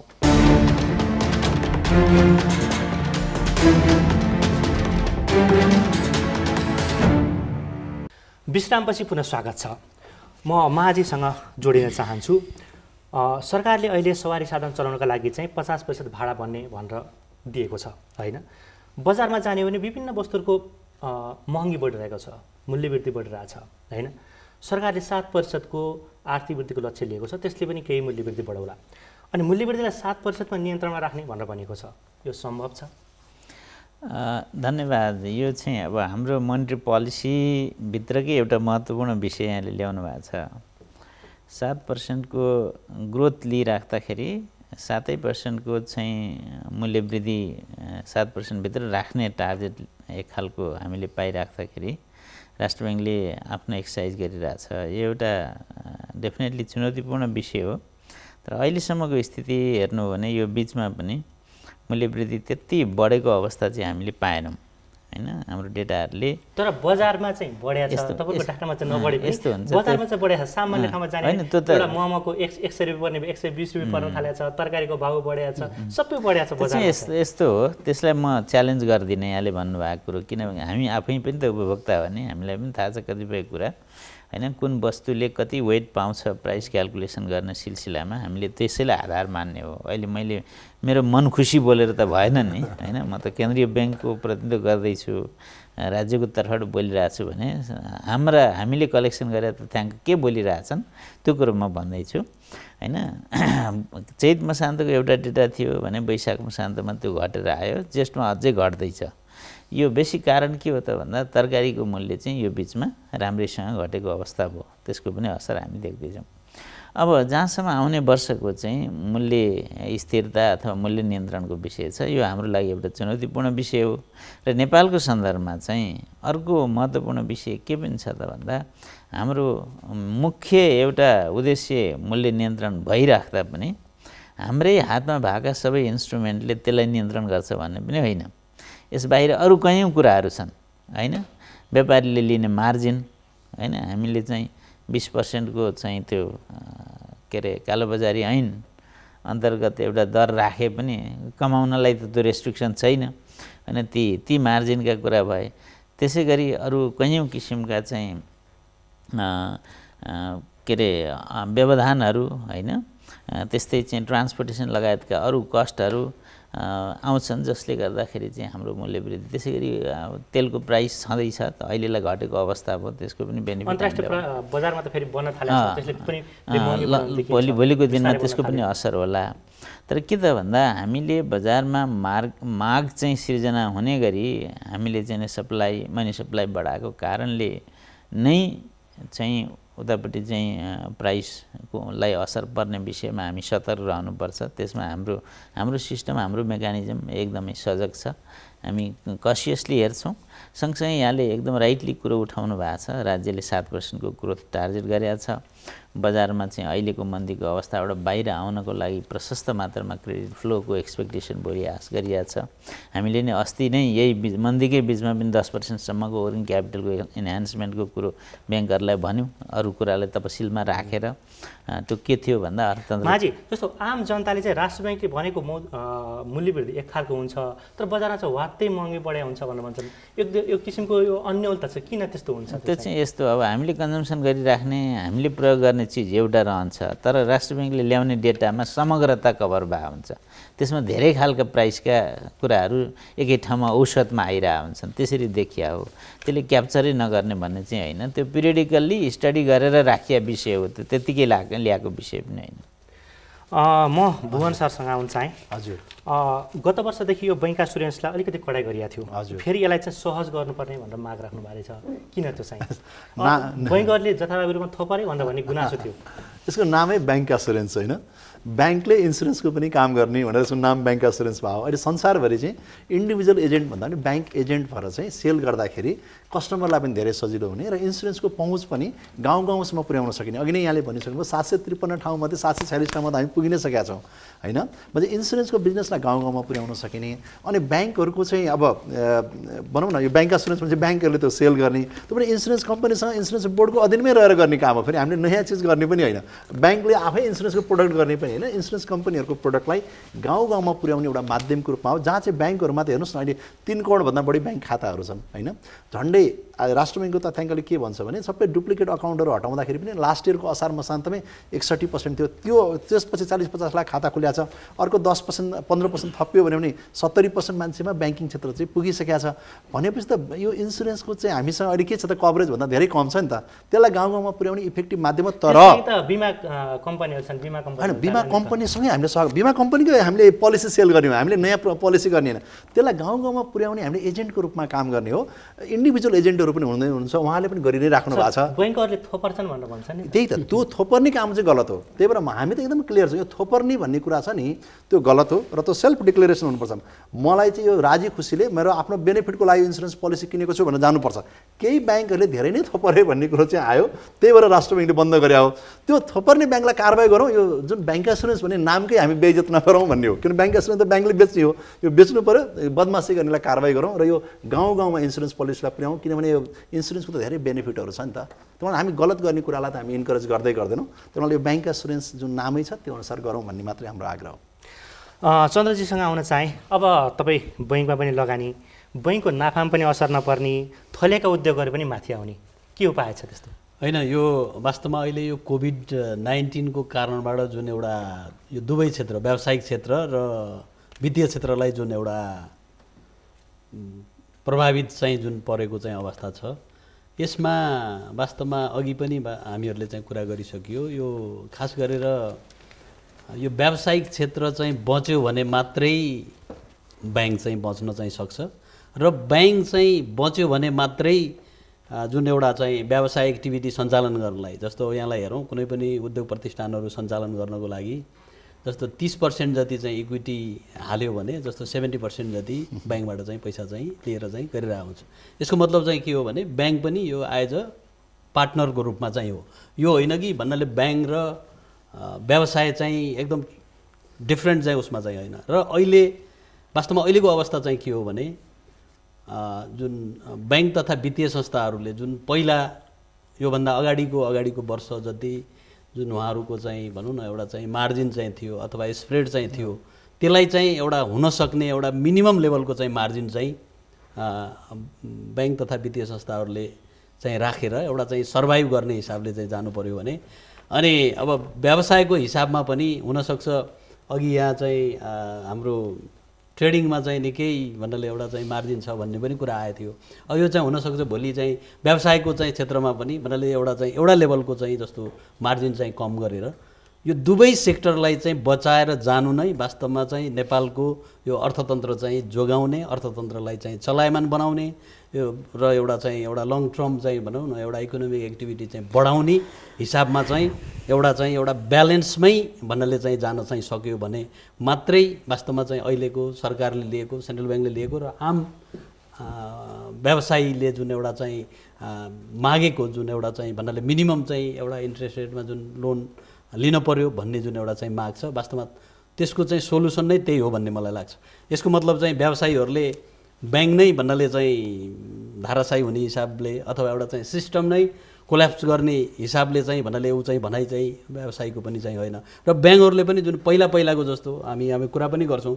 हामी उद्योग वाणिज्य महासङ्घले धेरै पहिलादेखि सिङ्गल डिजिटमा चाहिँ भन्नाले चाहिँ यो इन्ट्रेस्ट रेट चाहिँ ल्याउनु पर्यो ताकि हाम्रो चाहिँ भन्नाले चाहिँ भनौँ न प्रोडक्सनको कुराहरू एक्सपोर्ट चाहिँ बेस चाहिँ भन्नाले उद्योग प्रतिष्ठानहरूलाई चाहिँ भन्नाले चाहिँ चलायमान चाहिँ बनाउनु पर्यो, त्यहाँ चाहिँ रोजगारी सिर्जना गर्नु पर्यो, त्यो चाहिँ तपाईँको उद्योग प्रतिष्ठानबाट चाहिँ रेभेन्यू चाहिँ कलेक्सन चाहिँ गर्नु पर्यो। जस्तो अहिलेकै कुरा गर्दाखेरि म यहाँलाई चाहिँ के भन्न चाहिँ चाहन्छु भने मैले अघि गवर्नर साहबलाई पनि भन्नाले भने जस्तो अहिलेको चाहिँ अवस्था चाहिँ के हो भने वास्तवमा चाहिँ जुन नेपाल सरकारले जुन बजेट चाहिँ ल्यायो, बजेट चाहिँ आयो, बजेटमा जुन एउटा चाहिँ 50 अरबको जुन एउटा चाहिँ राहत प्याकेज भनेर जुन प्याकेज चाहिँ भन्नाले एउटा पार्ट चाहिँ छ भने जस्तो 1 खरबको चाहिँ जस्तो रिफाइनान्सको लागि भनेर सेन्ट्रल ब्याङ्कबाट चाहिँ ऊ चाहिँ राखेको चाहिँ अवस्था छ। मलाई चाहिँ के लाग्छ भने अहिलेको चाहिँ अवस्था चाहिँ भनेको वास्तवमा चाहिँ जुन त्यो साना मझौला उद्योगी व्यवसायीहरू जुन चाहिँ उनीहरूलाई जस्तो चाहिँ पछि गएर उनीहरूको चाहिँ जस्तो ट्याक्समा चाहिँ रिबेट अथवा भन्दा पनि अहिले त्यो उद्योग प्रतिष्ठानहरूलाई चाहिँ बचाउनु पर्ने चाहिँ अवस्था छ। त्यहाँ चाहिँ काम गर्ने मजदुरहरू, त्यहाँ काम गर्ने चाहिँ भन्नाले चाहिँ स्टाफहरूलाई चाहिँ कमसेकम तिनीहरूको चाहिँ एउटा सर्भाइभलको चाहिँ हिसाबले एउटा कन्टिन्यू गर्नको लागि वास्तवमा चाहिँ एउटा चाहिँ सहयोगको चाहिँ जरुरत परेको छ। वास्तवमा त्यो किसिमको एउटा चाहिँ प्याकेज बनाउने र सँगसँगै चाहिँ अब मिनिमम एउटा चाहिँ भनौँ न एउटा सर्भाइभ गर्ने चाहिँ हिसाबमा चाहिँ बैङ्क तथा वित्तीय संस्थाहरूको पनि एउटा चाहिँ मिनिमम लेभलको चाहिँ जुन अघि हाम्रो भुवनजीले धेरै चिजहरू चाहिँ भन्नुभयो जस्तो 2% कस्ट अफ अपरेसनको कुराहरू 2% लाग्छ, 1% चाहिँ प्रोभिजन गर्दाखेरि 3%को कुरा जुन उहाँले चाहिँ भन्नुभयो होइन।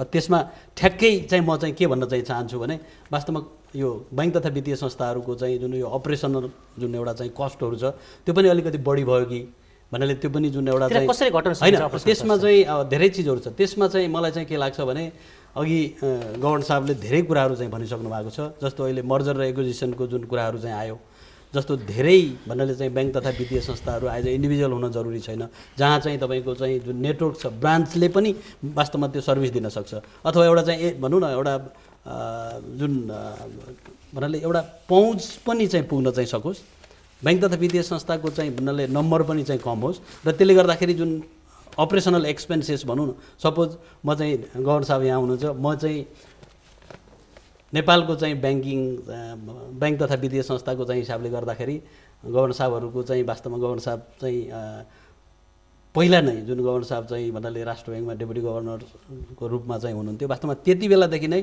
उहाँहरूले नै सुरु गरेको मर्जर र एक्विजिसनको तपाईँ यहाँलाई चाहिँ भनौँ जस्तो म चाहिँ 18वटा चाहिँ ब्याङ्क तथा वित्तीय संस्थाहरू चाहिँ मर्जर भएर एउटा चाहिँ चाहिँ भयो। यसको मतलब चाहिँ के हो भने त्यो 18वटा चाहिँ सिओ, 18वटा चाहिँ चेयरम्यान, 18वटा चाहिँ ब्याङ्कको चाहिँ सञ्चालक समितिको चाहिँ सदस्यहरू र त्यही अनुसारको जुन एउटा चाहिँ लेभलको जुन एउटा चाहिँ कस्ट अथवा त्यसको चाहिँ जुन अपरेसनमा चाहिँ घटायो त्यसले चाहिँ अटोमेटिक रूपमा चाहिँ के गर्छ भने त्यसले कस्ट कन्ट्रोल गर्छ। अन्जनीसँग जान चाहे जस्तो उद्योग व्यवसायले धेरै किसिमको छुट मागिरहनु भएको तपाईँहरूले चाहिँ त्यसले त बैङ्कमा लगानी गरिरहेका सेयर लगानीकर्ताहरू छन् होइन, तिनीहरूले पनि त केही रिटर्न त खोजिरहेछन्, केही उनीहरूले पनि लाभांश त पाउनु पर्यो, त्यसलाई चाहिँ नजरअन्दाज गर्न होला र? अब यो हामीले छ नि जुन अब स्पष्ट रूपमा नै भनेको छ, अहिले चन्द्र दाइले पनि भन्नुभयो होइन, ब्याङ्क तथा वित्तीय संस्थालाई चाहिँ नि हामीले मर्कामा पारेर हामीलाई चाहिँ नि राम्रो गरिदेऊ, हामीलाई चाहिँ छुट्टै छुट देऊ भनेर माग्या होइन। जस्तो कुरा हामीले के भनिरहेछौँ भने नि अहिले एउटा म एक्जाम्पल दिन्छु, यसो जस्तो 25 लाखसम्मको त ब्याज मिना भनेर पनि माग्या छ है, 25 लाखसम्मको चाहिँ तपाईँको कर्जामा ब्याज मिना, तपाईँको 50 लाखसम्म 1 करोडसम्मलाई चाहिँ 25% छुट होइन, 5 करोडसम्मलाई 50% छुट भनेर माग्या छ। त्यो मागिया छ, त्यो चाहिँ विशेष गरी मागिएको सबैलाई होइन कि यो साना मझौलालाई नै हो। बेसिकली के छ भने साना मझौलाको चाहिँ नि हाम्रो नेपालको हिसाबले भन्दाखेरि जुन छ नि उनीहरूसँग चाहिँ नि तपाईँको जुन चालु पुँजी हुन्छ नि तपाईँको तरल उनीहरूसँग भएको पुँजी चाहिँ 15 दिनलाई मात्र हुन्छ भनिन्छ नेपालमा चाहिँ। विदेशमा चाहिँ नि अझै कम हुने रहेछ। नेपालको चाहिँ 15 डेजको चाहिँ उनीहरूसँग चाहिँ नि तपाईँको क्यास फ्लो हुन्छ अरे भन्ने कुरा किसिममा एउटा चाहिँ नि यो लकडाउनकै पिरियडमा कुनै एउटा विशेषज्ञले भन्नुभएको थियो होइन। 3 महिना बन्द हुँदाखेरि त उनीहरूको चाहिँ त्यो तपाईँको क्यास फ्लो त गयो नि। त्यसैले क्यास फ्लो इरोड भएको छ। र अर्को कुरा के छ भने साना मजौला भन्दाखेरि उद्योगहरू व्यवसायहरू एउटा मर्का के परेको छ भने तपाईँको त्यो यो पिरियडमा चाहिँ तपाईँको भएको र मेटेरियल चाहिँ नि एक्सपायर भएको छ, नभए तयारी वस्तु एक्सपायर भएको छ, पसलमा तपाईँको भनौँ न विभिन्न किसिमको खाद्य वस्तुहरू एक्सपायर भएको छ, यो सबै छ के।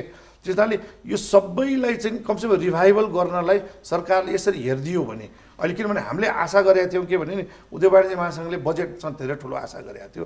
बजेट आइसकेपछि साह्रै नै निराशा भएको र एउटै मात्र बाँकी अब चाहिँ नि हाम्रो चाहिँ नि मौद्रिक नीतिले हामीलाई धेरै गर्छ भनेर। र हाम्रो उद्योग वाणिज्य महासङ्घको पदाधिकारीहरू चाहिँ नि गभर्नर साहबसँग भेट्नु हुँदाखेरि जुन चाहिँ नि उहाँहरूले चाहिँ नि आफ्नो प्रस्तुत गर्नुभयो, गभर्नर साहबले के शब्द प्रयोग गर्नुभएको थियो भनेर साथीहरूले सुनाउनु भयो भने नि तपाईँहरूले माग्नुभयो भने हामी धेरै दिन्छौँ भनेर सुनाउनु भएको छ भन्ने कुराहरू तपाईहरु आशावादी हुनुहुन्छ। हामी आशावादी ती कारणले गर्दाखेरि पनि हामीले चाहिँ मागे हो कुरा होइन।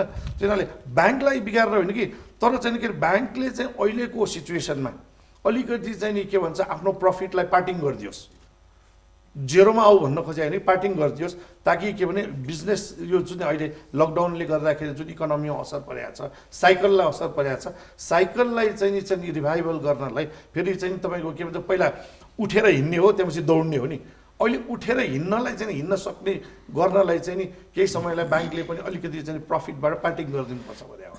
हामीले चाहिँ त्यो नाफै घटाऊ ब्याङ्क चाहिँ नाफा नहुने हो भनेर नेपालमा राम्रो कुरा हो कि हाम्रो चाहिँ जस्तो तपाईँको अहिले लकडाउनको पिरियडमा योभन्दा अगाडि हाम्रो चाहिँ तपाईँको के भन्छ नाकाबन्दीको कुरामा प्लस हाम्रो चाहिँ तपाईँको भूकम्पको बेलामा पनि हाम्रो ब्याङ्कहरू चाहिँ बलियो भएको हुनाले हामी व्यवसायहरू तुरन्त रिभाइभल गरे हौँ। त्यो कुरामा चाहिँ निश्चय पनि त्यसनाले हामी भन्छौँ कि नेपालमा ब्याङ्क सर्भाइभ हुनुपर्छ, ब्याङ्क चाहिँ नि पनि सस्टेनै हुनुपर्छ। त्यो कुरामा हामी छैन, हामी सस्टेन नहुने भन्ने कुरामा हामी गर्दैनौँ। तर कसरी अहिलेको परिस्थितिमा चाहिँ नि बिजनेसलाई रिभाइभल गरिदियो, उहाँहरूले प्रफिट पार्टिङ गर्यो भने बिजनेस फेरि उठ्छ, उठेर चाहिँ बिस्तारै छिटो हिँड्छ, त्यहाँपछि दौड्छ, दौडिसकेपछि फेरि उहाँहरूलाई प्रफिट आउँछ। आखिर अल्टिमेटली घुमेर चाहिँ नि ब्याङ्क र चाहिँ सरकारलाई राजस्व जाने र ब्याङ्कलाई आउने नाफामा चाहिँ कोही घट्नेवाला छैन। अहिले यो बेला चाहिँ सही समय हो, उपयुक्त समय हो, उहाँहरूले चाहिँ सेक्रिफाइस गरिदिने समय चाहिँ हो।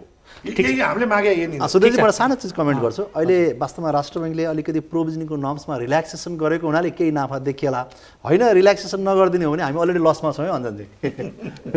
ठिक छ, त्यसले प्रोभिजनिङ कुरा त हामीले पनि राखेका छौँ। माझीसँग आउन चाहे, तपाईँ त लगानी बोर्डमा सिओ पनि भइसक्नुभयो, लगानी बुझेको मान्छे पनि। आम लगानीकर्ताले चाहिँ यो मौद्रिक नीतिबाट चाहिँ के अपेक्षा गर्ने, लगानीकर्तालाई के आउँछ? यस्तो छ, लगानीकर्ताले हेर्ने समग्र व्यावसायिक वातावरण नै हो होइन। व्यावसायिक वातावरण भन्ने साथ नीतिगत स्थिरता अर्थात् पोलिसीको कन्सिस्टेन्सी, पोलिसीको भोलिको त्यो प्रिडिक्टेबिलिटीलाई चाहिँ लगानीकर्ताले सबभन्दा महत्त्वपूर्ण हिसाबले हेरिरहेका हुन्छन्। हामी यहाँ धेरैजसो कुरो ब्याज यति उति भनिरहेका हुन्छौँ, त्यो कुरालाई उनीहरूले त्यति ठुलो इस्यु मान्दैनन्। यहाँ जे जति स्थापित व्यापारीहरू हुनुहुन्छ, व्यवसायीहरू हुनुहुन्छ, म एकदम फ्रेङ्कली भन्छु, उहाँहरूलाई पनि थाहा छ अधिकांश बिजनेसमा इस्ट्याब्लिस हुँदा 16भन्दा बेसी पर्सेन्टेज ब्याज तिरेर इस्ट्याब्लिस हुनुभएको छ। यो चाहिँ एउटा सिङ्गल डिजिटमा होइन, 16% ओडीको रेट भनेको 20औँ वर्ष चल्या रेट हो। त्यसकारण स्थिति के हो त भन्दाखेरि त्यो स्टेबल हुनु पर्यो। आज 7% भनिएको छ, भोलि 15 चाहिँ हुनु भएन, 12 भनिएको छ, बढेर 14 चाहिँ हुनु भएन, 14 भनिएको छ 10 आउनु भएन। त्यो खालको भोलाटिलिटी एक खालको रिस्क हुन्छ र लगानीकर्ताले चाहिँ त्यो खालको स्थिरता खोज्छन्, स्टेबिलिटी खोज्छन्। यहाँ पनि प्रसङ्ग चल्यो, प्रफिटका कुराहरू निस्के, हामी यस्तो असहज अवस्थामा छौँ। आम्दानी प्रफिट चाहिन्छ कुनै पनि संस्थाको, कुनै पनि सेक्टरको दीर्घकालीन विकासको लागि, त्यसको सस्टेनेबिलिटीको लागि चाहिन्छ। तर अहिलेको बेला हामीले नाफा आम्दानी हेरिराख्ने बेला होइन। अहिले हामीले सिस्टमलाई कसरी स्थिरता दिन सकिन्छ, कसरी स्टेबल बनाउन सकिन्छ, कसरी बचाएर अगाडि लान सकिन्छ, ती कुरा महत्त्वपूर्ण हुन्। र लगानीकर्ताले पनि हाम्रो सिस्टम कति स्टेबल छ भनेर हेरिरहेको हुन्छ कि अहिले कति नाफा कमाउँछु भनेर उसले हेरिरहेको हुँदैन। स्थिरता छ भने उसले दीर्घकाल सोचेर लगानीकर्ता आउने हो। त्यसकारण लगानीकर्तालाई हामीले ओभरअल वातावरण बनाउने हो। नेपालको वातावरणको सन्दर्भमा यहाँले केही वर्ष अगाडिको डेटा र अहिलेको हेर्नु हो भने इन्टरनेसनल लेभलमा पनि हामीले चाहिँ कम्पिटेटिभ इन्डेक्सको सन्दर्भमा भनौँ अथवा डुइङ बिजनेसको सन्दर्भमा भनौँ प्रशस्त इम्प्रुभमेन्टहरू भएको छ। त्यसै गरी मनिटरी पोलिसीको सन्दर्भबाट पनि एक्सेस टु फाइनेन्सका कुरा आउँछन् त्यहाँभित्र। त्यसै गरी चाहिँ फरेन रिप्याट्रिएसनको कुराहरू आउला, फरेन एक्सचेन्ज सम्बन्धमा, त्यस्तै हेजिङका कुराहरू आउलान्। यी विषयहरूलाई हामी यथेष्ट रूपमा यथा ठाउँमा सम्बोधन गर्ने नै छौँ। मेरो अन्तिम बोलाइ हो भने म केही कुरो राख्छु। ठिक छ, होइन बाँकी नै छ। एउटा प्रश्न छ, तपाईँ डेपुटी गभर्नरको रूपमा चाहिँ पहिले पनि मौद्रिक नीति ल्याउनु भयो, अब अहिले गभर्नरको रूपमा चाहिँ पहिलोपटक मौद्रिक नीति ल्याउँदै हुनुहुन्छ। परम्परागत मौद्रिक नीति भन्दा यो मौद्रिक नीतिमा के फरक हुन्छ? खास हामीसँग प्रशस्त इन्स्ट्रुमेन्ट हुँदा हुन त यो मौद्रिक नीति यो यस्तो समय छ हामीले कम्प्लिटली अनकन्भेन्सनल हिसाबले नै ल्याउनु पर्ने अवस्था हो। तर हाम्रो बजार, हाम्रो अवस्था, हाम्रो मार्केट, हाम्रो प्राइभेट सेक्टरको स्थिति यी सबैले गर्दा हामीले अनकन्भेन्सनल भन्न खोज्यौँ भने पनि हामीसँग ती खालका इन्स्ट्रुमेन्ट पाइँदैनन्। त्यसले गर्दा हाम्रा अधिकांश कुरा कन्भेन्सनल हुन्छन्। तर त्यसमा हामी टपअप गर्न खोज्छौँ। के चाहिँ सकिन्छ त? म यहाँलाई क्लियरली भनौँ, उपलब्ध हुन सक्ने सबै खालका उपकरण, यो हिरा फोर्ने बेला हो, सबैलाई अप्ठ्यारो छ। त्यसकारण हामी उपलब्ध सबै इन्स्ट्रुमेन्टहरू प्रयोग गर्छौँ र यसलाई चाहिँ ट्रेडिसनल भन्दा पनि एउटा अनकन्भेन्सनल मनिटरी पोलिसीकै रूपमा हामी लिन खोजिरहेछौँ। हामी अन्तिममा छौँ। भुवन सरसँग सुन्न चाहेँ मैले, अन्तिममा केही सुझावहरू छन् भने राखिदिनुहोस्, छुटेका केही सुझावहरू। यस्तो छ, अब अघि सरले पनि भनिसक्नुभयो, सबै साथीले पनि भनिसक्नु भएको छ कि अब हामी एकदम डिफिकल्ट सिचुएसनमा छौँ र अनकन्भेन्सनल काम गर्नुपर्ने अवस्था छ भन्ने कुरा छ, होइन? हामी ब्याङ्कहरू पनि सर्भाइभ हुने र बिजनेस हाउसेस पनि सर्भाइभ गर्ने, सरले त पहिल्यै दिन भन्नुभएको थियो हामी आफू पनि बाँचौँ अरूलाई पनि बाँच्न दिउँ भन्ने जुन प्रिन्सिपल हो त्यही अनुसारै हामी जानुपर्छ। र राष्ट्र ब्याङ्क चाहिँ हाम्रो गार्डियन भए हुनाले र म चाहिँ बेलामा जिस्केर पनि भन्छु ब्रह्मा विष्णु महेश्वरै भए हुनाले पनि अब बिजनेस हाउसेसको पनि एउटा एक्सपेक्टेसन छ, हाम्रो पनि एक्सपेक्टेसन छ। त्यो सबै सरहरूलाई चाहिँ हामीले सेयर गरिसकेका छौँ। त्यो भित्र बसेर सरहरूले ब्यालेन्स गर्नुपर्ने हुन्छ, त्यो ब्यालेन्स गर्नुहुन्छ भन्ने कुरामा हाम्रो कन्फिडेन्स छ। हामी अब इकोनोमी चाहिँ अब पोजिटिभ डिरेक्सनमा पनि गइरहेछ। लकडाउन चाहिँ अब रिल्याक्सेसन भइरहेछ। चाइनामा जुन चाइनाको वुहानबाट सुरु भयो, अहिले चाइना त पुरै अपरेसनल हिसाबमा गइरहेछ। धेरै ठाउँहरूमा इन्डियामा पनि हामी केस 22-25 हजार भेट्छ, तर इकोनोमी त चलिरहेछ। अब हामी पनि चलाउन थालिसक्यौँ। हामी त्यस्तो डेथ रेट पनि धेरै छ, अब पोजिटिभ डिरेक्सनमा जाउँ भनेर आशा गरौँ। यसपछि हामी एफएनसिसीआईको प्रतिनिधित्व गर्ने चन्द्रजीसँग आउँछु। छोटोमा बताइदिनुहोस् सुझाव के छ मौद्रिक नीतिका? होइन, मैले छोटोमै म भन्न चाहेँ, अघि पनि मैले चाहिँ भनिसकेँ, यो अहिलेको मौद्रिक नीति चाहिँ वास्तवमा योभन्दा पहिलाको जस्तो परम्परागत हिसाबले चाहिँ आउनु हुँदैन, न कि जस्तो स्प्रेडको कुराहरू सिआरआरको मात्र चाहिँ एड्रेस गरेर अहिलेको मौद्रिक नीति आउनु हुँदैन भन्ने चाहिँ नम्बर 1 म त्यो सुझाव चाहिँ दिन चाहेँ। नम्बर 2, इन्टायर निजी क्षेत्रको चाहिँ कुरा गर्दाखेरि हामीले 3टा कुरालाई चाहिँ एकदमै प्रायोरिटी दिएको चाहिँ छौँ। एउटा पुनर्कर्जाको कुरा चाहिँ, पुनर्कर्जाको चाहिँ विषयमा अगाडि पनि कुरा भयो। वास्तवमा अघि गवर्नर साहबले धेरै कुराहरू क्लियर पनि गर्नुभएको छ र म चाहिँ अहिले पनि मैले के भन्न चाहेँ भने जस्तो ब्रान्च लेभलमा चाहिँ जस्तो 5 करोडको र सेन्ट्रल ब्याङ्क लेभलमा अथवा जाँदाखेरि जस्तो 20 करोड जुन एउटा चाहिँ भन्नाले को एउटा फिगरको चाहिँ कुराहरू आयो, त्यसलाई चाहिँ म के एउटा चाहिँ सजेसन दिन चाहन्छु भने गवर्नर साहबलाई यो मौद्रिक नीतिले कमसेकम ठुलो टुरिज्मकै कुरा गर्दाखेरि जस्तो 1 अरबको चाहिँ अथवा 2 अरबको चाहिँ लोन लिएको चाहिँ टुरिज्म सेक्टरको कुनै इन्भेस्टमेन्ट छ भने त्यो 10 करोड अथवा 15 करोडको चाहिँ पुनर्कर्जाले त्यो चाहिँ रिभाइभ हुन चाहिँ सक्दैन। त्यसको कमसेकम चाहिँ 50% जति हेरेर सेक्टर हेरेर त्यो एउटा चाहिँ गराउनु पर्यो भन्ने चाहिँ एउटा चाहिँ हो। अनि अर्को चाहिँ हाम्रो चाहिँ ओभरअल चाहिँ जुन अहिले यो कोभिडको 19 को कारणबाट जुन ओभरअल व्यवसायमा चाहिँ हाम्रो चाहिँ जुन एउटा भन्नाले असर पर्यो, यसको लागि चाहिँ लोनको चाहिँ रिसेड्युल गर्ने कुरा कमर्सियल ब्याङ्कहरूलाई नै चाहिँ दिनुपर्छ, न कि सेन्ट्रल ब्याङ्कले चाहिँ जस्तो चाहिँ हेरेर। किनभने म यसमा के पनि जोड्न चाहन्छु भने त्यो कस्टमर, त्यो व्यवसायी साँच्चै त्यो जेन्युन हो कि होइन भन्ने कुरो जति सम्बन्धित कमर्सियल ब्याङ्कले चाहिँ भन्नाले चाहिँ म सिधै नै लाग्यो जति नलेज हुन्छ त्यो चाहिँ मलाई लाग्छ त्योभन्दा बढी नलेज अरू चाहिँ हुन सक्दैन। अर्को चाहिँ जस्तो एउटा अहिले चाहिँ के छ भने इन्ट्रेस्ट क्यापिटलाइजको पनि चाहिँ कुरा आएछ, यो पनि वास्तवमा चाहिँ एकदम चाहिँ जरुरी चाहिँ छ। त्यसले गर्दाखेरि यो 3-4वटा चिज चाहिँ म चाहिँ सुझाव चाहिँ दिन चाहिँ चाहेँ। अञ्जनजीका छुटेका केही सुझावहरू छन्, गभर्नर यही हुनुहुन्छ, सबै आएको छ होइन। अब हामीले त्यही ब्याज दरमा पुनरावलोकन गरिदिनु पर्यो भने हो होइन। अनि यो पुनर्कर्जाको कुरा दाइले भनिहाल्नु भयो। अर्को कुरा रिस्ट्रक्चरिङ हुनु पऱ्यो होइन, पुनर्संरचना गरिदिनु पऱ्यो अथवा पुनर्तालिका गरिदिनु पऱ्यो भनेर मागे। अब धेरै उद्योग वाणिज्य महासङ्घले यी समग्रमा यही पोइन्टमा चाहिँ बसेर थुप्रै चाहिँ त्यहाँ लिखित रूपमा चाहिँ नि सुझावहरू गएका छन्।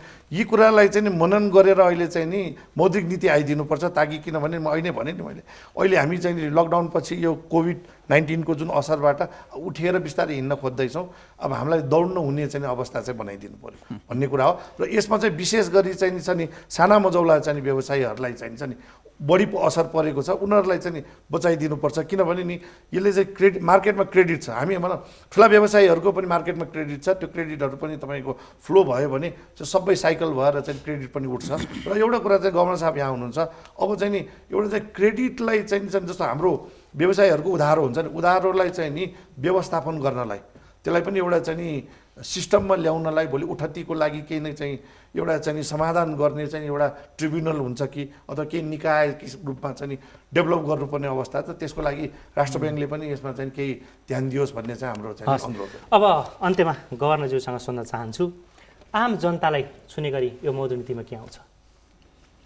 यो मौद्रिक नीतिमा हामी अहिले अब यो कोभिड विशेष एजेन्डाहरू धेरै छन्, त्यसकारण सबै जनतालाई सबै सर्वसाधारणलाई कोभिडले असर गरेको छ।